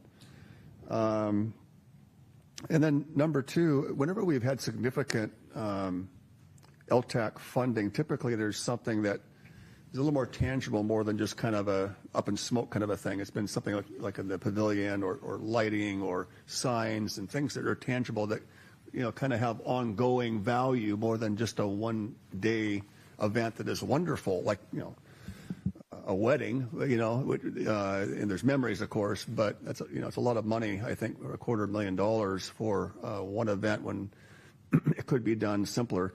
If we were going to go into the 250, I would only support it if this became a regional event. So if it wasn't just a Puyallup event, but if we're partnering with the Washington State Fair, if it became a regional event, I might get behind that, because then we're going to draw in more folks that could, really participate. Maybe even a state event. Maybe if the state's not doing it, maybe with the Washington State Fair getting on board and creating this marketing for a state event, then I start to get more interested. But if we're looking at just kind of an internal Puyallup thing for $250,000, it gets a little bit tough to, in my mind, rationale. Other than I respect the 250 of our country, I respect all the energy and the efforts of patriotism. But if we're going to do something that big, it better be regional. We better get some other partners involved. We shouldn't have to carry the burden for this. Otherwise, we want to keep it, kind of like we're doing now. Let's just, add a little bit to the budget we have now and just do a great local event and not make it so complex. So those are my thoughts. Again, we'll see where the council goes on that. Thank you. Deputy Mayor King. Thank you, Mr. Mayor. Just speaking about the FIFA World Cup coming this summer, I had the chance to sit in one of those meetings at the AWC conference in Eastern Washington this past summer. And just for clarification, they're only looking to bring in, which I'm not diminishing this, but it's 750,000 people during that time period. And looking at an economic impact of close to $1 billion bringing into our state from that. So I look at it as a positive. I look at it as an opportunity to fill those beds with heads and get those LTAC dollars back into our city, and also utilizing the resources that we do have for our 250th during that time in order to capture some additional revenue within our city and be able to promote our city in a positive light in that regard. So I would be in favor of the 250. Obviously, that's the max budget request. I don't think it'll be that total amount, but I think we'll be well underneath that with the addition of the monument idea. And I would say let's work on that over this next week and be able to have some solidified numbers before it comes to council next Tuesday. Thank you. Councilmember Dorr.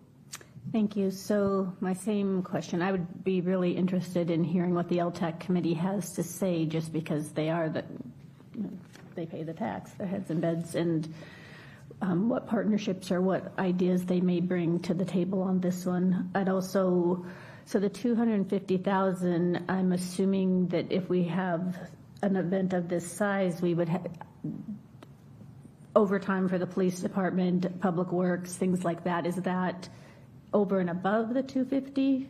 I'm assuming it would be, but I don't know.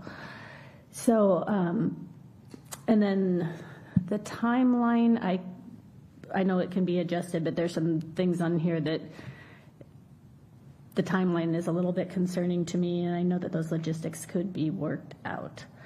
So I guess where I'm at is I would love to hear the input from the LTAC committee, because I think that would be very informative. Thanks. Thank you, Councilmember Dorr.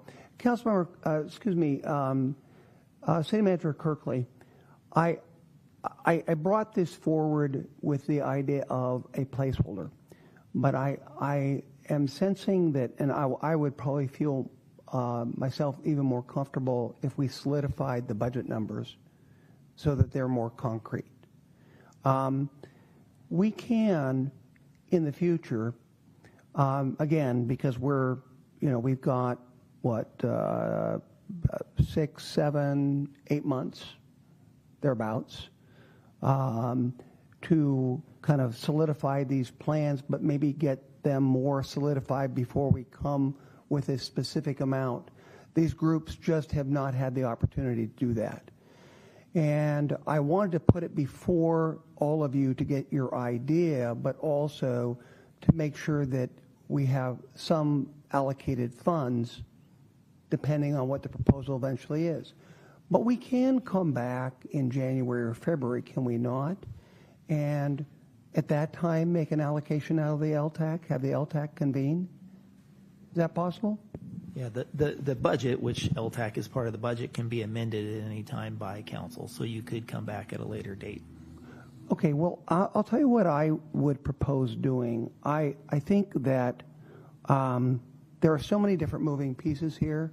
I'd like to solidify those and come down to a more finite financial picture for all of you before I have you approve something.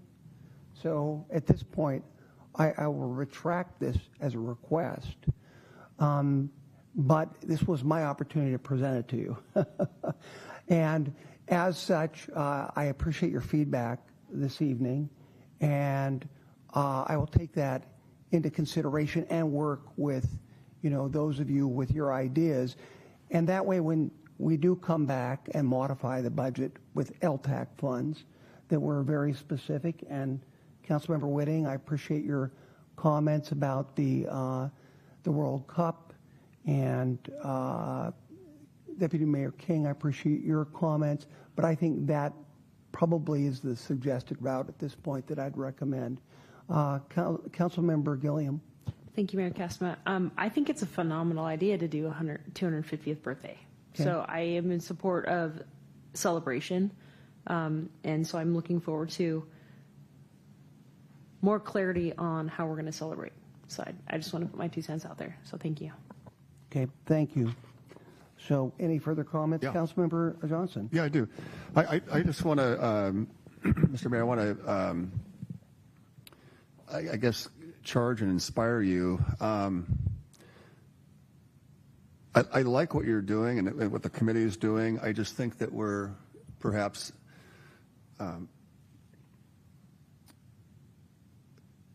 we should either keep it local and keep within the budget we're normally at, or if we're going to go big, let's go big, right, and get the support. My suggestion is, if you want to do a big event, let's make it. You said that Washington State has no budget for that, which means, what's really going on in Washington State? Could there be a potential that Puyallup hosts a Washington State 250th anniversary right in Puyallup at the Washington State Fair? And then invite all folks to come in and be part of that.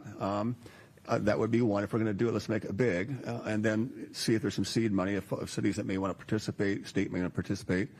And then the other thing I would say, because also when that happens, then you're assured to get the crowds that will come to fill that capacity to justify the 250 or whatever that is, right? My concern is we spend 250 and we get the crowds that normally come out for like the Kaboom. It would be, gosh, someone's going to be eating some crow on that one, and I don't want anyone to eat crow here. So we have to really make sure that we're going to have a draw to justify that. And if there's a draw to do it, let's do it.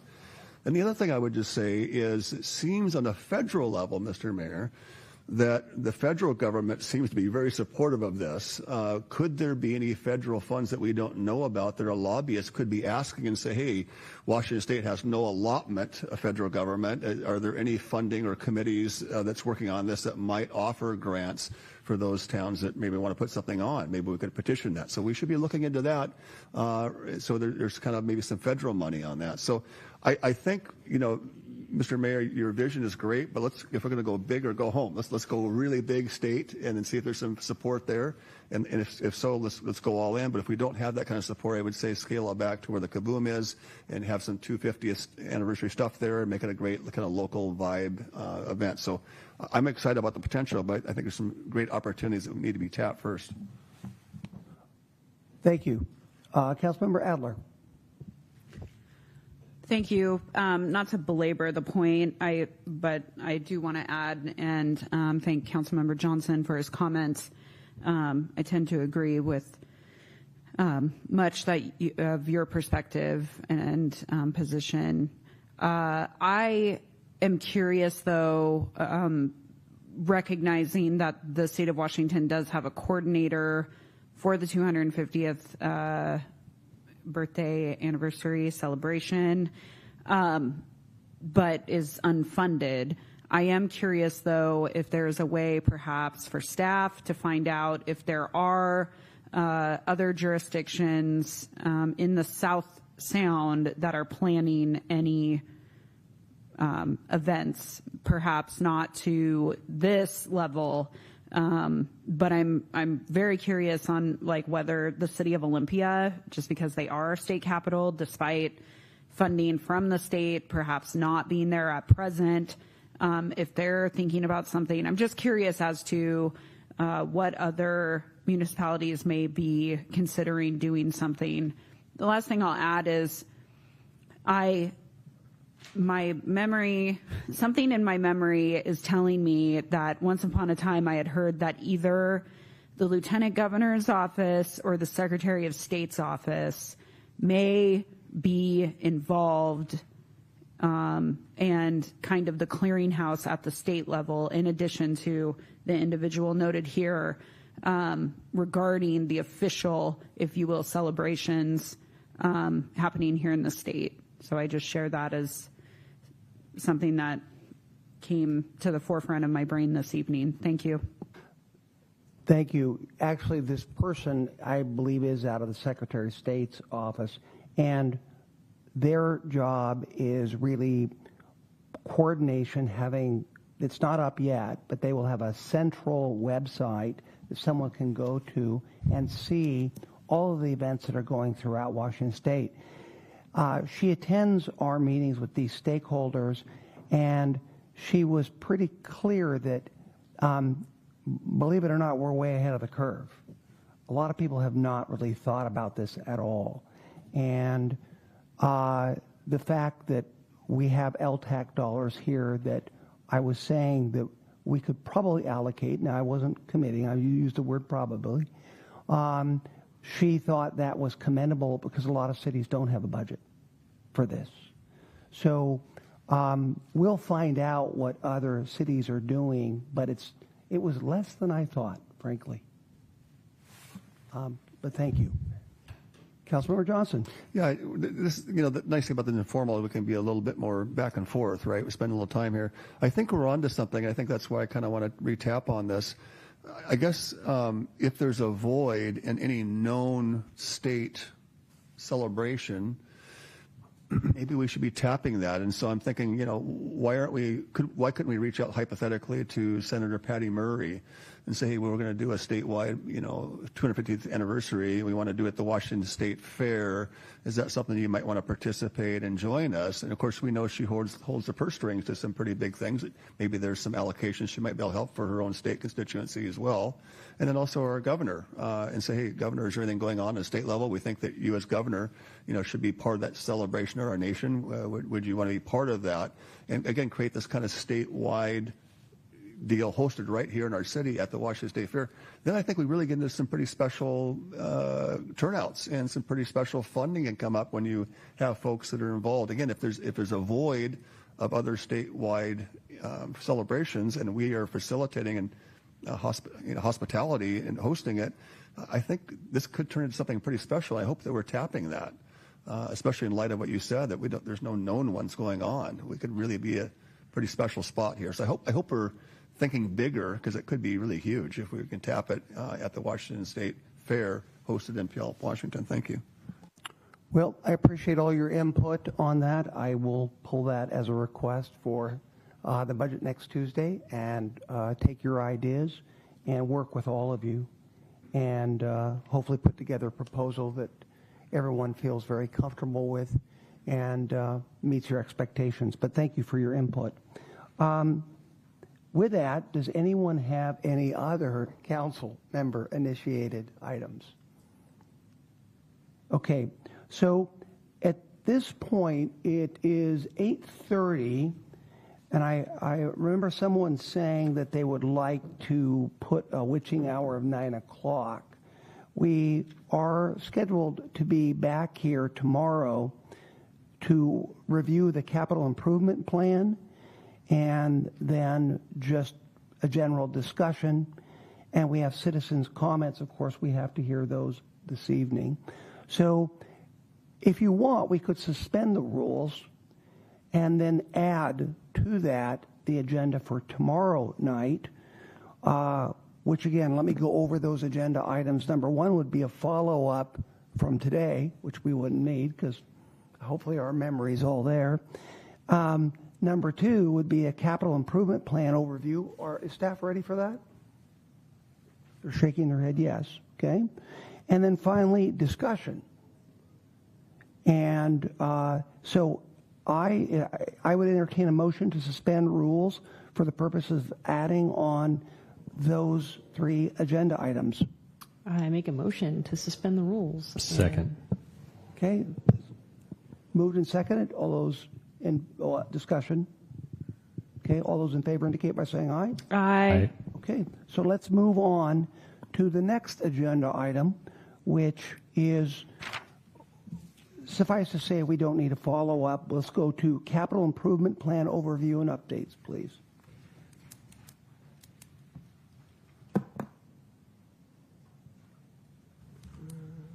All right. Good evening, Mayor and Council. Drew Young, Capital Division Supervisor for Public Works Engineering. Happy to be back before you here a year later just to provide an update in regards to the 2025-2026 capital budget and some adjustments that we will be making in regards to the programming. So tonight, really a summary. I'll try and be brief since we did move this up a day. But really want to just highlight where we've been, where we are, and kind of where we're going. And so first we'll highlight the 2025 overview as far as city capital projects, start with the streets operation overview, kind of give you an idea of what our roadway condition rating is as of this year, and then go into 2025 capital project highlights and also our grant portfolio, just as far as things that we've seen change between 25 as we move into 2026. And then overview as far as where we're going. So highlight some adjustments that we propose to make as far as the capital budget related to the 2026 budget for street, sewer, water, and storm. And then briefly give you an outlook as far as what construction looks like for 2026 in regards to capital projects for Public Works. And then move to just briefly touch on future projects and tackling challenges for future. And then again, as always, happy to drill down into any detail along the way, but also provide some time there at the end just for questions and feedback. So streets operation, I want to try and get in the habit of every year kind of giving an idea of where we're at as far as roadway condition. So as of October this year, you can see that our overall PCI pavement condition index for the street as a whole is at 73, which is in the trend of that very good as far as it's in the green. In 2024, our streets staff implemented a new program called Street Saver. What that does is that it leverages some of the existing pavement survey data that we have to give basically a broad overview, a comprehensive look at our street system to recommend detailed or a very detailed project approach as far as our preservations. And so preservation would be considered our chip seal and overlay programs. This relates to those two graphs as far as these are outputs specifically from Street Saver as far as the PCI and then the overall trend. And so you'll see as we move from 2024 to 2025, we're seeing an upward trend of a rising number in the very good category, which relates to kind of roadway reconstruction, which we're shifting those poor and very poor conditions, making some ground in those pavement conditions and getting it up into a very good status. We did see a slight trend and decrease in the good category. Just to kind of give you an overview as far as what was completed in 2025, we had about 13 lane miles of chip seal completed, and then about 1.3 miles of pavement overlay. Let's see. So again, in optimum conditions, unlimited capital funding, ideally we want every road to be in a very good or good state. It's the cheapest to maintain. Our current strategies as far as how we fund our roadway maintenance program is that we try and keep those good and very good streets the same, as we want to maintain those good ones. Those poor and very poor, we try and strategically find grants and other ways to do the roadway reconstruction projects associated with upgrading those. Excuse me, Yep. My eyesight's just not that good. what is the green? I see the green is very good. I can see that. What is the percentage, though, below that? 60? 66%. 66%, Yeah. okay. So on average, 66% of our system is in the very good category. We will move on. Oh, I guess just one other thing to relate is the Street Saver program does give us a monthly report as far as the output. It has about, in our comparison, we have about 380 lane miles in our system as far as roadways. From the other municipalities that use this for this same asset management, which is about 419,000 lane miles, it says that it manages. It gives us a peer comparison as far as other agencies, our size, what their pavement index is. And for agencies similar in size, their overall average PCI is a 75, so we're slightly below, but we are in the 75th percentile, so 75% and better than those other agencies in regards to pavement condition.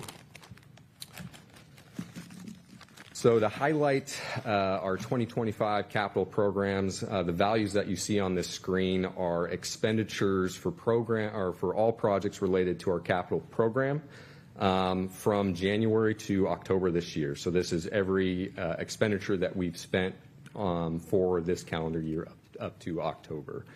You'll see at the center there, the pillar of this funding is we have a 4.27 that we're able to get with grants that help offset costs associated with streets, water, and stormwater. Streets and stormwater are a fairly typical program that we help offset costs with. Water was a little bit of a newer program, which we were able to leverage some FEMA money, and you'll see in the slide as far as highlights for projects. On the right is a map that just highlights 9 projects that were either under construction or completed as of this year. There were a couple others that aren't shown on the map just for, so about 11 projects that were under construction or completed this year. Some projects just to briefly highlight in regards to 2025 construction completion. So the 9th Avenue Southwest Pedestrian Boulevard on the north side of the Puyallup Fairgrounds. So as a reminder, this was a second phase of the initial large utility project we did in 2020, which replaced a large diameter storm main and a sewer main that had reached its useful lifespan. The second phase was to implement in partnership with a fair, a walkable boulevard that can be closed off during events. This project was funded through partnership with the Washington State Fair, our LIFT, which is the local infrastructure financing tool, state grant, a state ecology water quality grant, city stormwater funds associated with the utilities of the system, and then LTAC. Excuse me, I have a question, Councilmember Johnson. Thank you, Mr. Mayor. I wanted to come back to that. We certainly saw a little piece of that during the fair. Looks like there's still some work to be done. When will that road be opened up and ready to go? Because it's still barricaded off. Do we have any anticipated timeline that we can anticipate that? That's a great question. So what we're waiting on is there's a few miscellaneous punch lists. So they're substantially complete as far as the roadway. It's 90, I would say 92% there. Okay. The items that we're waiting on there's pedestrian lights that need to be installed. There's about 16 to 20 of them along the corridor. It's taken 6 months to get, so we're still waiting on it. They're anticipated to ship this week. Once those showed up, we're going to get those installed and try and have this road open starting November. So, is there any reason? Is there something limiting us, perhaps public safety, why the street couldn't be opened up until this comes in? Or is there safety? We have some other ongoing work outside of that last lead item that we are working on in the in-between. The fair is completing some work on their admin building currently, as well as our contractors working on some other items that need to be wrapped up. There's some utility raising that needs to happen as far as the lids and the surface of the pavement. There's some railing and some other things that need to be installed that they're waiting on, just basically doing it all at one time once those lights come in. From a life safety standpoint, I think we could open up the road, but again, there's a little bit of work that needs to happen before that can occur. Okay, so that little bit of work, we anticipate opening this road up by when? November. Okay, so next month. Yep. Okay, good. So it's not like next spring. No. Good. No, So, there will be a caveat to that is the signal poles at Meridian and 9th, those are not due to show up until the end of November, but we'll just work with street closures. I can live with November. I just didn't want to hear next spring. Thank you. Yeah.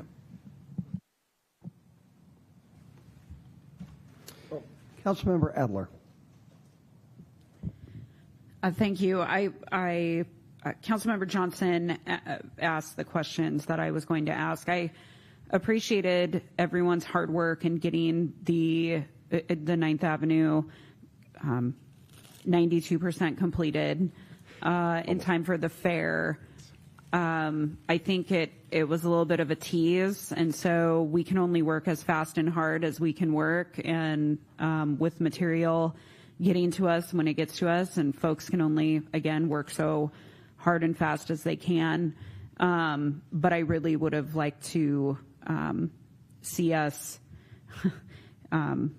get this completed sooner after the fair's end, just because I think the tease is a little bit hard for folks, especially having waited and have heard so much about this project. So I thank you for your efforts. I thank everyone who's worked on this project for their efforts, and I look forward to having a celebration soon. Thanks. Appreciate it. All right, so moving on to another project highlight, well-known road as far as well past its useful service life, Inter Avenue Road, which is basically 23rd Street Southeast all the way to the BNSF tracks. Poor condition roadway, wearing course of the pavement surface had, as you can see in the photo on the left, just potholes and cracks throughout. And so what we're able to do here is just do a full reclamation of the existing impervious surface without expanding. So basically just ripping out the roadway surface all the way down to the base of the pavement and coming back through and repaving the road. This was completely funded by streets capital money related to operation and maintenance of roadways. Loop Trail sidewalk link. This is along 23rd Avenue Southwest from 13th to 17th. The scope of the project to construct curb gutter sidewalk along the south side of 23rd, and then some minor roadway widening, as it was a pretty small road as far as initially. And then this section provides a link on the 5-mile loop trail. This project was funded through the Streets Capital Sidewalk Link Program, as well as a 2025 legislative request through the state. And then one last, as far as project highlight for utility, just a really awesome project. 39th Avenue Tank 2. This was a tank recoating, had reached its end of life. We really need to recoat the tank inside and out. At the same time that you do that, you try and pair this up with any retrofit that needs to occur, similar to like painting a wall. You don't want to paint the wall if you have to rip into it a couple years later.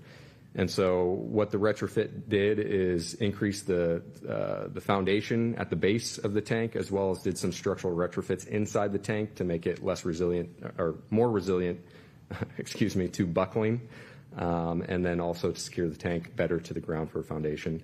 This was primarily funded through water capital funds, but also a sizable FEMA hazard mitigation grant of over $3 million. So, great project. Another thing to highlight as we move from 25 to 2026, so we consider, our group manages awarded and active grants. So award would be notice that you've received funding. Active granted means that you've seen it come through council and that we're under contract to spend on it. As we move to 2025 to 2026, you'll see that some of the local grants are coming off that, meaning that we've spent or delivered on that project. Highlighted a couple in orange just to show you some recent successes as far as adding grant revenue to our overall project fund. So State Department of Ecology Streamflow grant, you'll see that on another slide related to the stormwater budget. An $8 million grant that we were able to secure related to some culvert replacements out at 27th.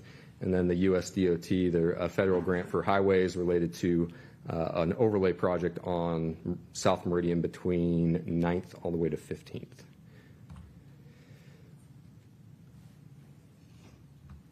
Excuse me, I have a question. Councilmember Johnson. Thank you, Mr. Mayor. Drew, thanks for this. I want to kind of dig a little deeper here. And then I have a question for Councilmember Whitting, too. So are you saying that, excuse me, we've been awarded these grants for $27 million already?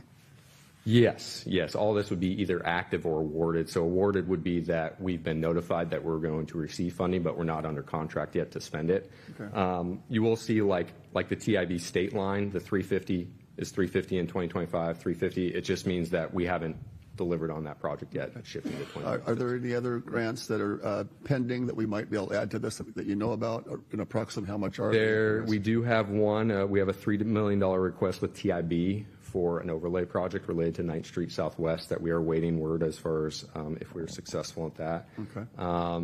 Outside of that, other ones, I would probably have to lean on Hans if he's aware of any others, but that's the only. Great, thank you. And then, if I recall right, is Ms. Johnson taking care of the grants on this? Is that well? She's our grants coordinator. So is she doing all this?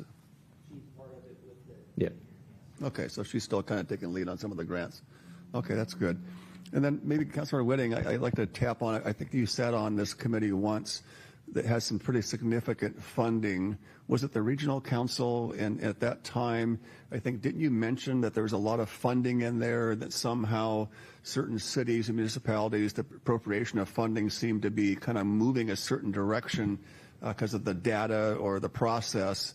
Is there any efforts to adjust that to where you might get a bigger share of that in proportion? Because I know you took some heat when you kind of highlighted that. And I don't know from a fair and equitable part if we should be, as a city, advocating for a process that makes us more eligible for those funds. Because I heard that like University Place and other ones seem to have this model that a big chunk of that money was coming their way.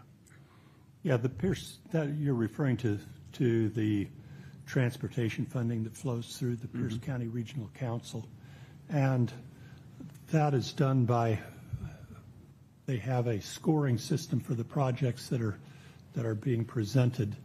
In my estimation, that scoring system favors some cities over others based on geographic aspects. Some cities are flatter. We've got South Hill that kind of separates our cities into downhill and uphill. Some of the central business districts are more compact, so more streets feeding into if the central business district is larger than more streets feed through it, which make them eligible for funding. So our South Hill Regional Growth Center is pretty large. Our central downtown business district is relatively small, but the one up on the hill is not very many major roads flow through that. So again, the scoring system itself, I worked diligently to try and get that scoring system modified with very limited success. I think that's going to be what it's going to be. When you get into the funding, it's really difficult to change the funding because there's vested interest in keeping the funding the way it is, and some of those other cities have a little more pull than we do. Not to digress a little bit, but what is your estimate of funding proportion that Puyallup could be missing out on if that process was a little bit more equitable? Are we talking about multi-millions of dollars? Yes. So that discussion that I just had was phase one of the answer to your question. Phase two is, could we do a better job of quantifying our projects, picking projects that are going to score well, do a better job of getting the money that we're eligible for? And the answer to that question was definitely we could do better.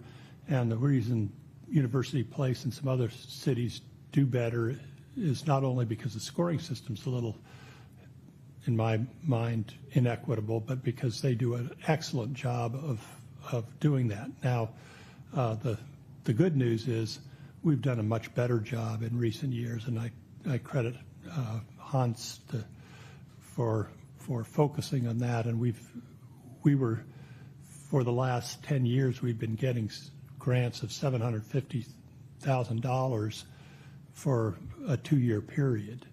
And that was, every 2 years we'd get a preservation grant of $750,000, and that was it. Meanwhile, University's Place is getting $3.5 million every cycle. So, I guess my point on that, and again, it's not really a digression. It's something, if we're looking at funding and we want to prioritize, we need to look at advocating for ourselves through scoring and then addressing any what we feel is inequity of process and getting a lion's share of that. 750 versus 3 million is a big difference, and we're not a small city. We're a thriving city. So again, we have addressed that. Hans, how much was the funding we got for the Meeker Street? 2.5 million. So again, we're doing better. We're bringing our share up. So and Hans actually chairs the committee that does that now. So having him serve on that committee, be aware of how the committee operates and what we need to do to be more successful, I'm confident we'll continue to improve our harvest from the Pierce County Regional Council. Mr. Mayor, I'll close with this, and thank you for elaborating. I do want to thank Councilmember Ned Whitting for bringing this to the forefront. None of us probably were aware that the disproportionate funding from this Puget Sound Regional Council that we were coming up short on the stick. And I remember when Councilmember Whitting was serving on that, he brought that up as a subject, a topic of kind of subject there at the particular committee, and he took a lashing on that. I mean, he took a political lashing on that to stand up for our town, and I do appreciate that. That wasn't easy, and I remember you shared with me that was a tough deal. But I am glad that you did convey that information to staff, and specifically I want to thank Hans, now that I know this, that we're positioning ourselves to make sure that we have kind of equitable access to those public funds that we certainly deserve and have earned. So thank you for that digression, but it did kind of tie into this, and I want to make sure that we're getting these things funded through all sources possible. Thank you, Mr. Mayor. Thank you, Councilmember Johnson. Councilmember Adler. Thank you. I have a question about the DOT, the U.S. DOT grant. So that, as you noted earlier, I just want to make sure is accurate. We were awarded. We received an award letter. And where is that? Does U.S. DOT still have the funds? Yes, as far as my understanding is, it's funded through FHWA, who is currently unimpacted with the situation. But yes, we are awarded. We are not under contract yet at this point, but it is a highway preservation type grant where you have to be on a federally classified road. Yeah. And so we are not expecting any impact. The programming for that, it's actually 2027 as far as when we're anticipated to obligate those funds for construction. We're already currently working in design with local money to get ourselves positioned so that we can deliver it by 2027. I don't have concern that the funding is impacted by way of the current federal government shutdown, but it's always wise to remember that our federal agencies are looking at significant reductions in forces, and many federal agencies and offices have lost many staff, or there have been cuts to staffing levels, and so that's something to keep an eye on. And I would encourage you, if at a certain juncture, better communication, if it were to get to that point, if that needed to happen, to engage with our federal lobbyist, who also has additional contacts at DOT, to ensure that we get what we were awarded at the end of the day. Thank you. Absolutely. Okay, continue. All right, so 6 slides left as far as coverage here. So the 2026 budget, as far as updates regards to the streets capital projects, You'll see primarily sticking with plan as far as the local fund appropriations. The only shift that we're proposing is we're taking the $400,000 out of the asphalt overlay program and moving it actually into that 9th Street Southwest overlay program to help us strategically align ourselves if we are to be awarded the TIB grant, that we would be positioned to perform on that in 2026. The only other adjustment besides that is we're moving $100,000 from the 12th Street Northwest, 3rd Avenue Northwest intersection crossing improvements and reallocating that to the 7th Avenue Southwest settling, which we are trying to build up fund balance to ultimately fund for construction in 2027. Additionally, on the bottom half there, you'll see some grants and LTAC that we're also programming that was also included as far as your presentation with LTAC. So there's 1.5 million added in regards to LTAC related to the Meeker Street improvements. And then we are trying to expedite the Meeker Street improvement project related to the PSRC grant. Currently, it's programmed in the 2027 as far as the fiscal year. We're going to try and get that started in 2026. So we're showing it as far as the budget for 2026. And then at the bottom, there's 3 fee and lieu, which is associated with infill lot development that's required to install frontage per code. But the cost of that related to that improvement greatly outweighs the cost of the improvement that they're doing. And so there's a fee and lieu program that we have that helps provide a linear foot cost to help offset our capital cost, and that's just programming that revenue received through that program into our streets capital budget. So I have a question regarding this. Where does capital cost as they relate to traffic mitigation fall into this spreadsheet, or is it another spreadsheet? like as far as like TIF money? No, I mean, funds that we allocate towards things like speed bumps or, traffic roundabouts, those types of things. So that would be part of the traffic calming program. You'll see that it's unfunded right now as far as the funding years. However, we do have a fund balance. We did use a little bit as far as neighborhood traffic calming program this year. I would say the fund balance on it's about at least $300,000 as far as in that program related to implementing the neighborhood traffic calming program that we have. Okay. Very curious. We have the traffic improvement district that we passed, and that will bring in funds. And then I remember last year when we had discussed this, there was an interim amount of money that was, I don't want to call it a surplus, but it was in excess of what the budget was before because we transferred to the Transportation Improvement District. I remember it was something, it was allowed us more discretionary funds for things like traffic calming. I see a lot of blank. I will get with you on that because traffic improvement plan allows us, or traffic improvement district allows us the dedicated funds. Prior came out of the general funds. I know in that overlap, if I remember correctly, we had maybe 1 or 2 years of the overall budget would increase because we would take some of those funds from the general fund and combine them with the new district. Am I right? I believe we'll probably have to look into that and have staff review it and get back to you. Okay. I thought we had I'm trying to come up with more funds to put in the traffic calming. I think that that's going to be a bigger and bigger issue. Just whether they be roundabouts, whether they be speed bumps, whatever the case.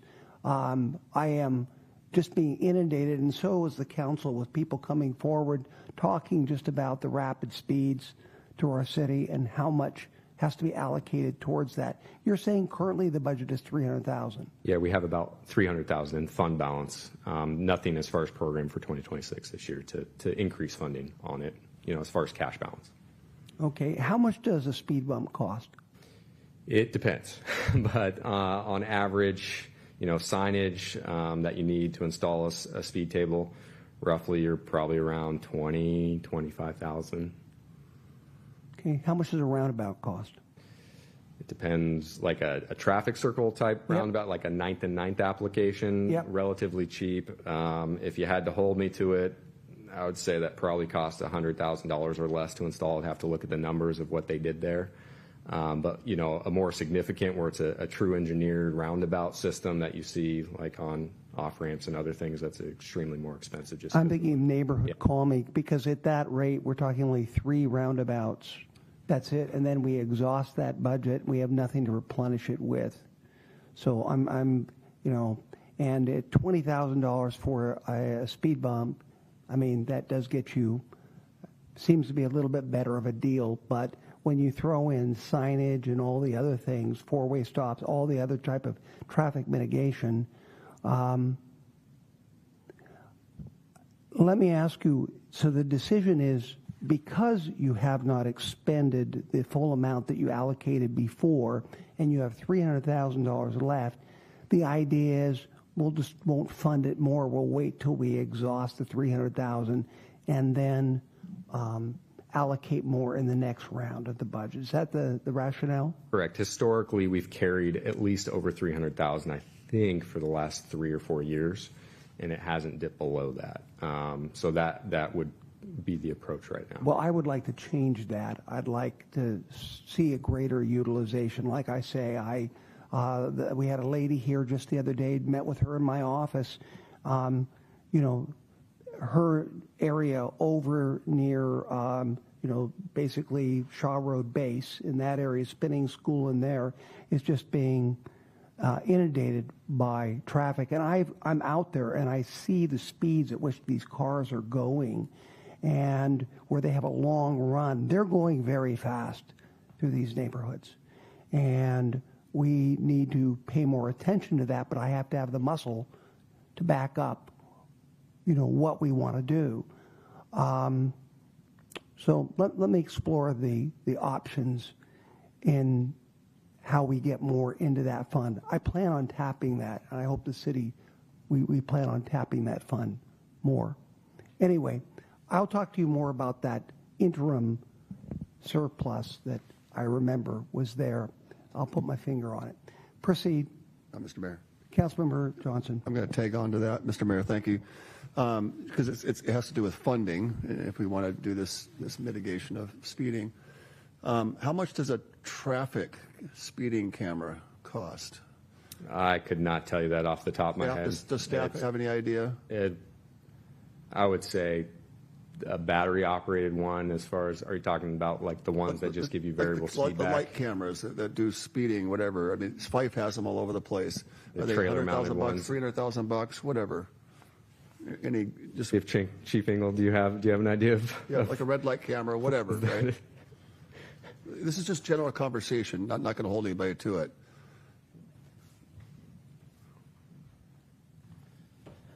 Mayor, cast members of council, Scott Engel, Chief Police, Councilmember Johnson, the traffic light cameras that we currently use in town are based on their location. I can't give you an exact price because it's based on a study. Okay. Well, let's just say stay there for a minute, please, Chief, as long as you started this. Let's just say they're whatever. 300,000, whatever it is. Chief, tell me how much revenue we bring in our red light cameras every year. It's a significant amount. Approximately $2.1 million. $2.1 million every year. That's for how many cameras? 16, I believe. 16? Yep. I didn't think we had that many in the city limits. There's one on River Road. There's one up top of the 39th Hill. There's 16 of them? That seems awfully high. 16 approaches, I believe. I'll double check that for you. 16 approaches, but maybe the same intersection. Yes, absolutely. Right, so I think there's just a couple cameras in intersections, right? I only know of 2. Maybe there's more. But $2.some million, right? Mayor Castema, one way to deal with speeders in areas like you talked about, rather than speed bumps, it's much more efficient. They would fund this. And I checked with the city manager and our city attorney. I think they're still checking into it. Maybe I'm mistaken, but there's potential understanding that there could be legal opportunities to put speeding cameras in front of school areas where there's a safety issue of children, and in front of potential public parks like Pioneer Park. and you get a few of those cameras and they're popping out some speeding, that's going to get a message very quickly to people you speed in here. You're going to pay the price. And that we could designate those funds, if council decided to, that all funds from these speeding cameras would go into traffic mitigation. And you could have several $1 million coming into that to really make Puyallup known, hey, we don't mess around with speeding. Again, when you go through Fife, people usually slow down. They don't want to get a ticket. Usually when you go through Fircrest, you're going to go 25 when you're going through the main town. Puyallup could situate ourselves for public safety and for our children and families to put a few of these cameras up into high traffic areas where we think that they're being excessive, and then use the funding from those folks who have bad behavior and unsafe behavior to fund this particular project. So I hope we take a look at this. This is something that could be very precedent. Now, for the record, and the chief knows, and if you look at public record, I've never been a big fan of red light cameras. In fact, I think I was one of the few that voted against it. But this is different because this is a public safety around children and families. That's where I would support this, not people speeding through red light. I think that's kind of a different issue. So my stance is different because of the public safety issue and because children and families are worth protecting. And I don't like people blaring down roads too fast. They need to pay a price for that. And a literal price for that, and get a reputation in town that you don't speed through Puyallup, specifically around areas where there's schools and parks. Now, I'm not saying every school. I'm not saying every park. Let's pick a couple that we think would be very send a message, and then from that, some precedents might be set. Hey, let's not do that here. That's my thoughts. Since you brought it up, Mr. Mayor, I wanted to kind of tag on that. Okay. Thank you.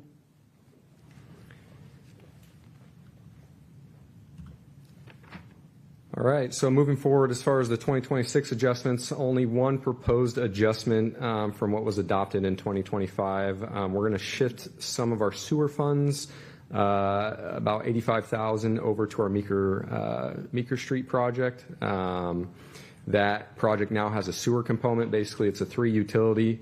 In order to implement the curbless design and pedestrian improvement, we're going to need to also replace all 3 utilities related to storm, sewer, and water. Any questions before moving forward? Water capital, we're doing a little bit more significant readjustment here just to prioritize that water main replacement at Maplewood. It's also our booster pump station that we're looking to replace as part of that project. So we're proposing about a $300,000 shift from the 7th Avenue Southwest, just because that is a 2027 construction schedule. So we're going to decrease the value to reprioritize that to the Maplewood. And then also there's 2 projects that we are going to deprioritize in regards to implementation related to a sand shed pole barn that is related to our Public Works Courtyard, and then the water main replacement at 14th Street Southwest in order to increase funding for that Maplewood project. Any questions?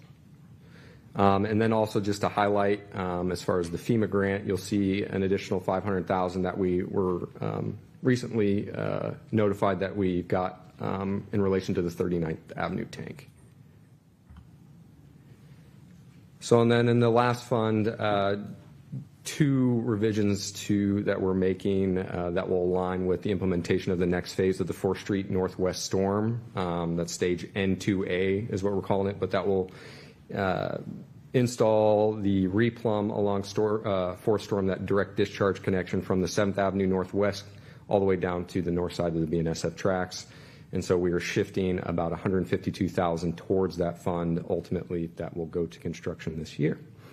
And then in addition, just to report the $8.7 million grant related to the Deer Creek and culvert replacement at 27th Street Southeast and the 12th Avenue Southeast project that we are also going to get underway here at the start of 2026.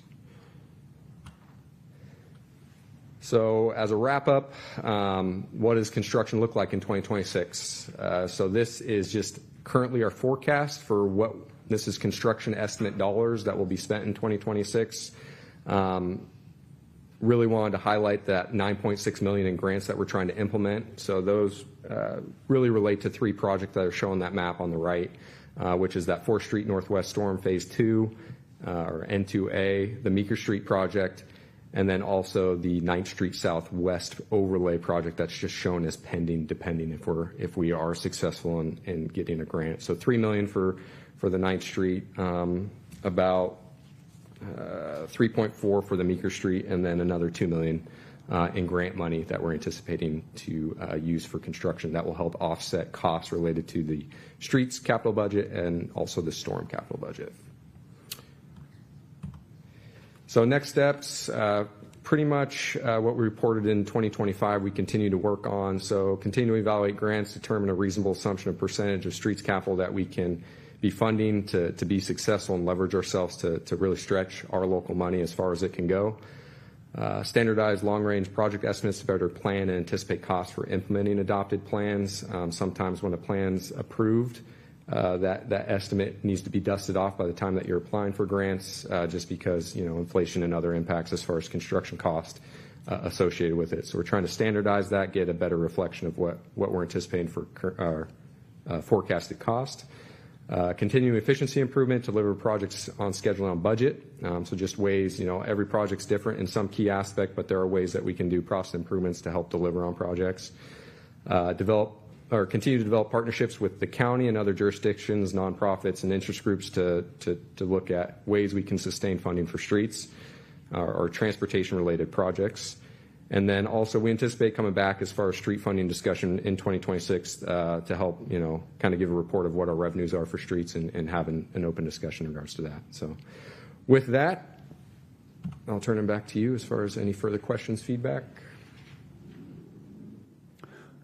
Okay. Fellow members, any questions? Thank you. And actually, we move on to the final point on our agenda, and that's discussion and decisions. We're not asked to make a decision this evening. We will ask to pass first reading next Tuesday.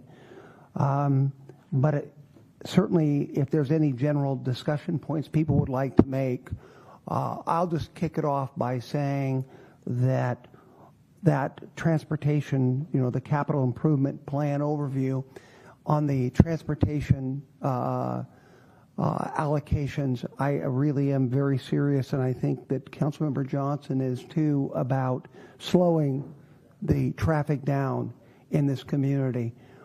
It's just too high of speeds, and I just see it personally, and it's very much having to do with commuter hours in the morning and then the afternoon. And I will admit, during the day, things are a lot slower. But as people try to get through this valley, they're using what at one time or through most of the day are fairly moderately used residential streets.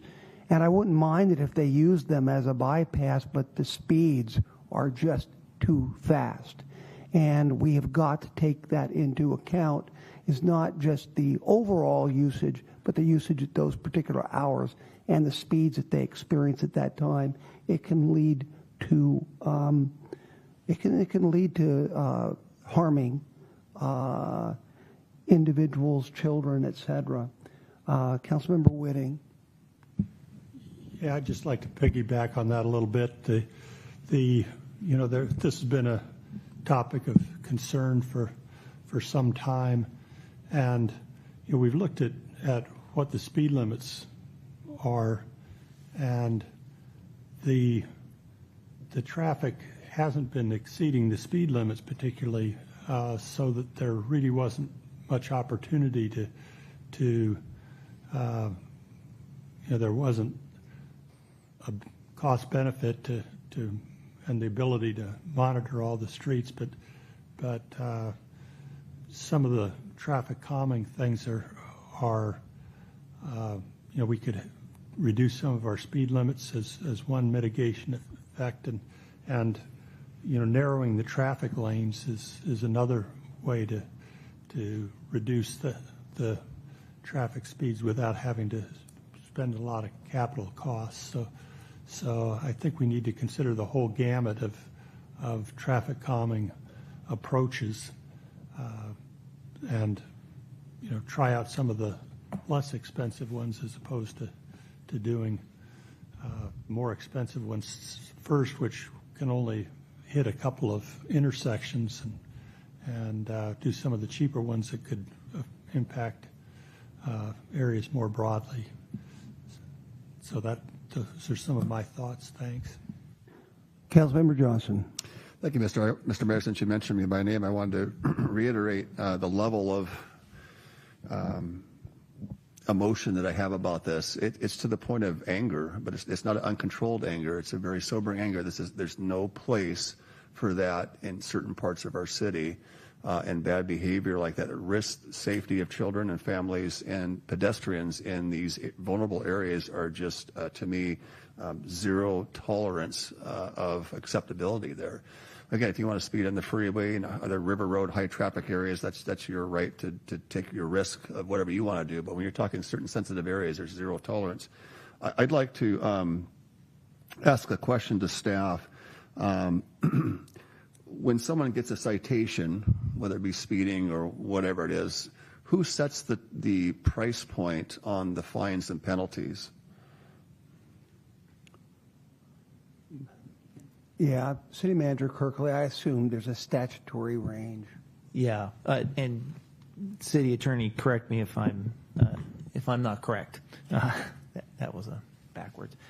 So it is generally, it depends on what the infraction is, but it's often set by state or by our local code is what the amount is, and the judge imposes that. Sometimes judges can go less than that, but it's generally it's in the rules of infraction, which are court rules, and so that's how they're set.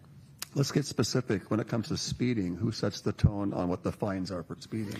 Do we have local control on that? Is my question. Can the city council have local control? I believe the state well, Joe can help us, but I believe the state legislature sets ranges. But go ahead. So they set it by RCW, and then there are fees and things that the court adds on that's in a schedule in the rules for court, and that's the total infraction. And we are required to stick to the for speed-related matters specifically. We're required to stick to the state mandated infraction amounts. Okay. So with that in mind, does the city of Puyallup, are we at the maximum amount for infractions? Are we at the upper end of that, or are we below it? No, we're right in line with what the state allows. At the upper end? At the exact amount. At the exact amount. There's not a range. It's a certain speed is a certain infraction. Can we tack on? Does the city have an ability to tack on extra weight fines to that could be acceptable by the state? Maybe the state sets the base. Are there any things that we could add to penalize that more that would mitigate court costs or whatever? Is there things that we can add on top of that if we wanted to? No, they're not. Okay. I'd like to also find out if council, with maybe your thoughts, if staff could reach out to other municipalities that have speeding cameras to find out what their revenue is per year, to see if that could be a base of resource that if we decide to put those in might self-generate funding for speed mitigation throughout other parts of our city like speed bumps.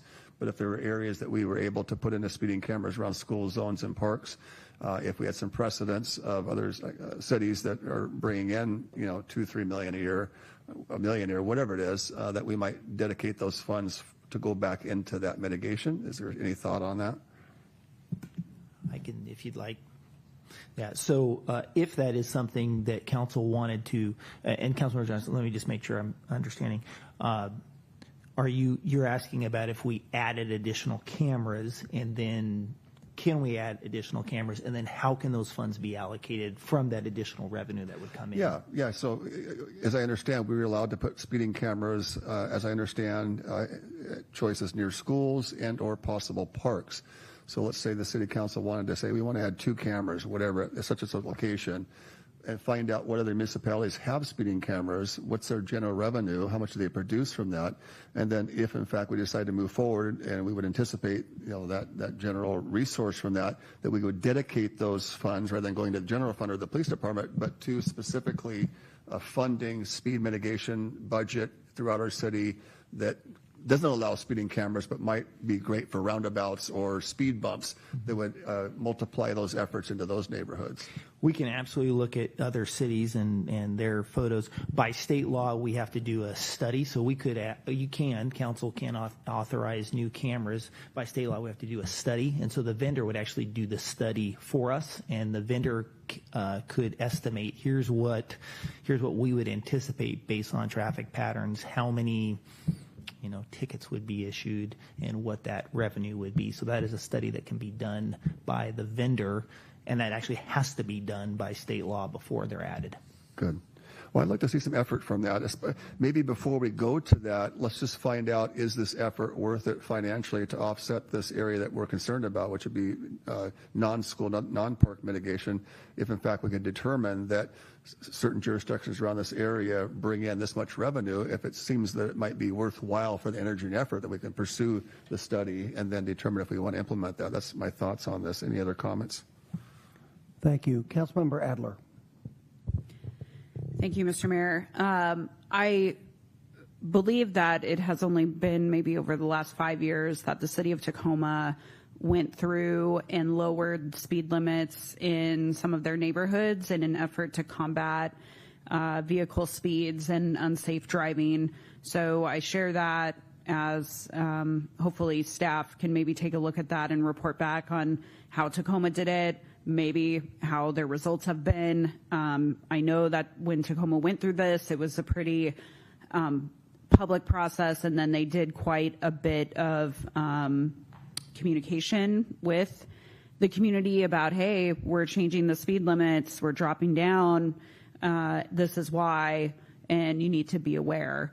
I just also want to say that, I don't want to talk for any of my colleagues, but I think that I can say, and certainly it has been voiced here tonight by several colleagues or a few colleagues, that safety in our community is utmost importance. And I similarly to the mayor, have had a lot of outreach from neighbors about their concerns about vehicle traffic, and certainly incidents that unfortunately have taken place on our streets recently have been troublesome and worrisome. And so I'm heartened by the conversation, the seriousness of the conversation. And I just wonder if council at some point would have an appetite to have a study session solely based on traffic concerns and vehicle safety and pedestrian safety. So I leave that, I offer that as an idea, and appreciate the conversation and look forward to seeing what we can do. Thanks. Thank you. Deputy Mayor King.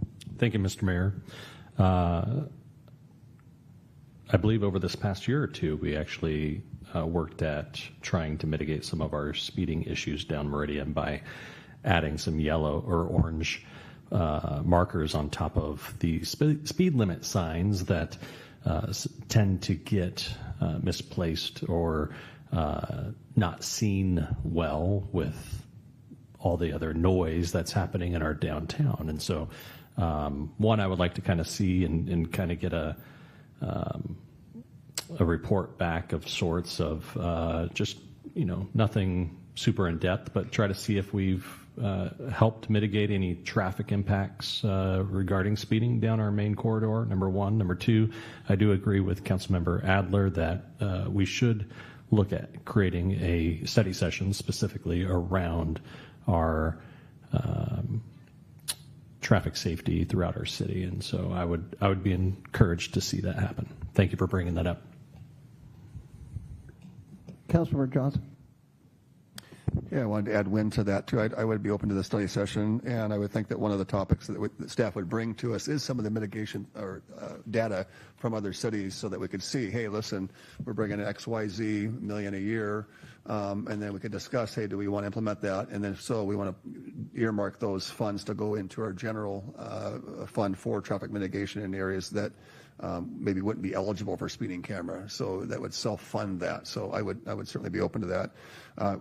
With the hope that we would take action serious action to create a reputation that you just don't speed in Puyallup, and we have that reputation. That's a good reputation to have, you know, and I think we'd be proud of that reputation. There's no nonsense when it comes to that, you know. I could probably afford to pay for a few tickets here and there, but typically when I go through Fife, when I go through Furcrest, I choose not to get my wallet. I choose not to. Now, I could pay it. So there is kind of a default mechanism there to just have good behavior. Now, when I'm not in Furcrest, when I'm not in Fife, I tend to step on it maybe a little more. And so that's just human nature. And so I say that those things can work, and they do work. You know, you hit your pocketbook a few times, and you just don't want to do it. And I've heard several people that say even these red light cameras, they'll go around it because they don't want a chance getting a ticket and getting hit in the pocketbook. So again, there is some natural deterrent that would, I think, mitigate speeding, get reputation in Puyallup, that would also fund potentially other areas in our town that aren't eligible. I think we would have a win-win situation, and we'd be heroes on behalf of our constituent base if we were able to really pull this off in a way that really brought down traffic, created a reputation that Puyallup is not a place you want to speed, but you want to come here, enjoy, and join us in terms of a safe community environment. Thank you. Thank you. I believe we have come to the end of the discussion. Am I correct? With that, let's move on to citizen comments. If there is a citizen who would like to speak, I don't have the yellow notice in front of me. Please come before the microphone and just provide your name and district or address if you would like to, please. City Clerk, would you like to read guidelines briefly? This time is reserved for a public comment on tonight's agenda topics only. The mayor will call on those who provided their names in advance, then the mayor will call for other citizens who wish to speak. For the record, please state your name and address or city council district in which you reside. Please direct your comments to the council as a whole, not individual council members. All comments are limited to 2 minutes. The clerk will provide verbal notice when only 30 seconds remain. As a reminder, this portion of the meeting is council's opportunity to hear from the community and not a time to engage in debate. Lastly, per state law, this public comment period cannot be used to speak in support of or in opposition to a ballot measure or individual candidacy, and no such comments will be allowed. Please. Thank you. My name is Angelina Izquierdo. I'm a human rights activist. I'm from Pierce County, District Number 2. I wanted to comment on the PCMG transition to the state fair. I actually was part of this organization for about 4 years, 4-ish years, since 2020. Lots of history. They've been there for a very long time, and it was from the WSU campus here in Puyallup. So it is local. It's the Almendinger campus is another name for it that other people may know about. So there's many things that they have to offer, and they do have to confirm a very good and established relationship with the state fair. We have already been established in at least 2 areas. So in the agriculture section where the kids zone is, we've been there for a very long time, and usually doing demonstrations, giving out advice, plant diagnostics. And sometimes they'll have a sickly plant that they can we welcome the community to bring in, and we try to give our expert scientific backed advice, especially from our Tacoma location, our office, which is shared in the same building as the Pierce County Health Department. So we do that. We offer some seeds and more additional advice, and also provide more events to the public. So a lot of, I'm sorry? 30 seconds. 30 seconds, thank you. So a lot of it goes into that. It has been problematic for the plant sale, in which bad weather, in terms of placement for some of the plants, there is not enough covered areas. So that's why we really need to go in there, especially with our abundant number of indoor plants, which we have from our greenhouses on the local in the campus location. Mr. Mayor, the speaker has reached 2 minutes. All right. Thank you. Thank you. Thank you for being here again. With that, colleagues, we are at the end. We have now completed the work of 2 days in one. I appreciate you staying here. the additional hour to accomplish that. So next Tuesday, we will come together for first reading. I appreciate all your input this evening. It was very constructive. And if you have on any amendments that you want to put together for the second on first for next Tuesday, first reading, feel free to work with staff to do so. With that, we're going to adjourn. Thank you all for a very productive meeting.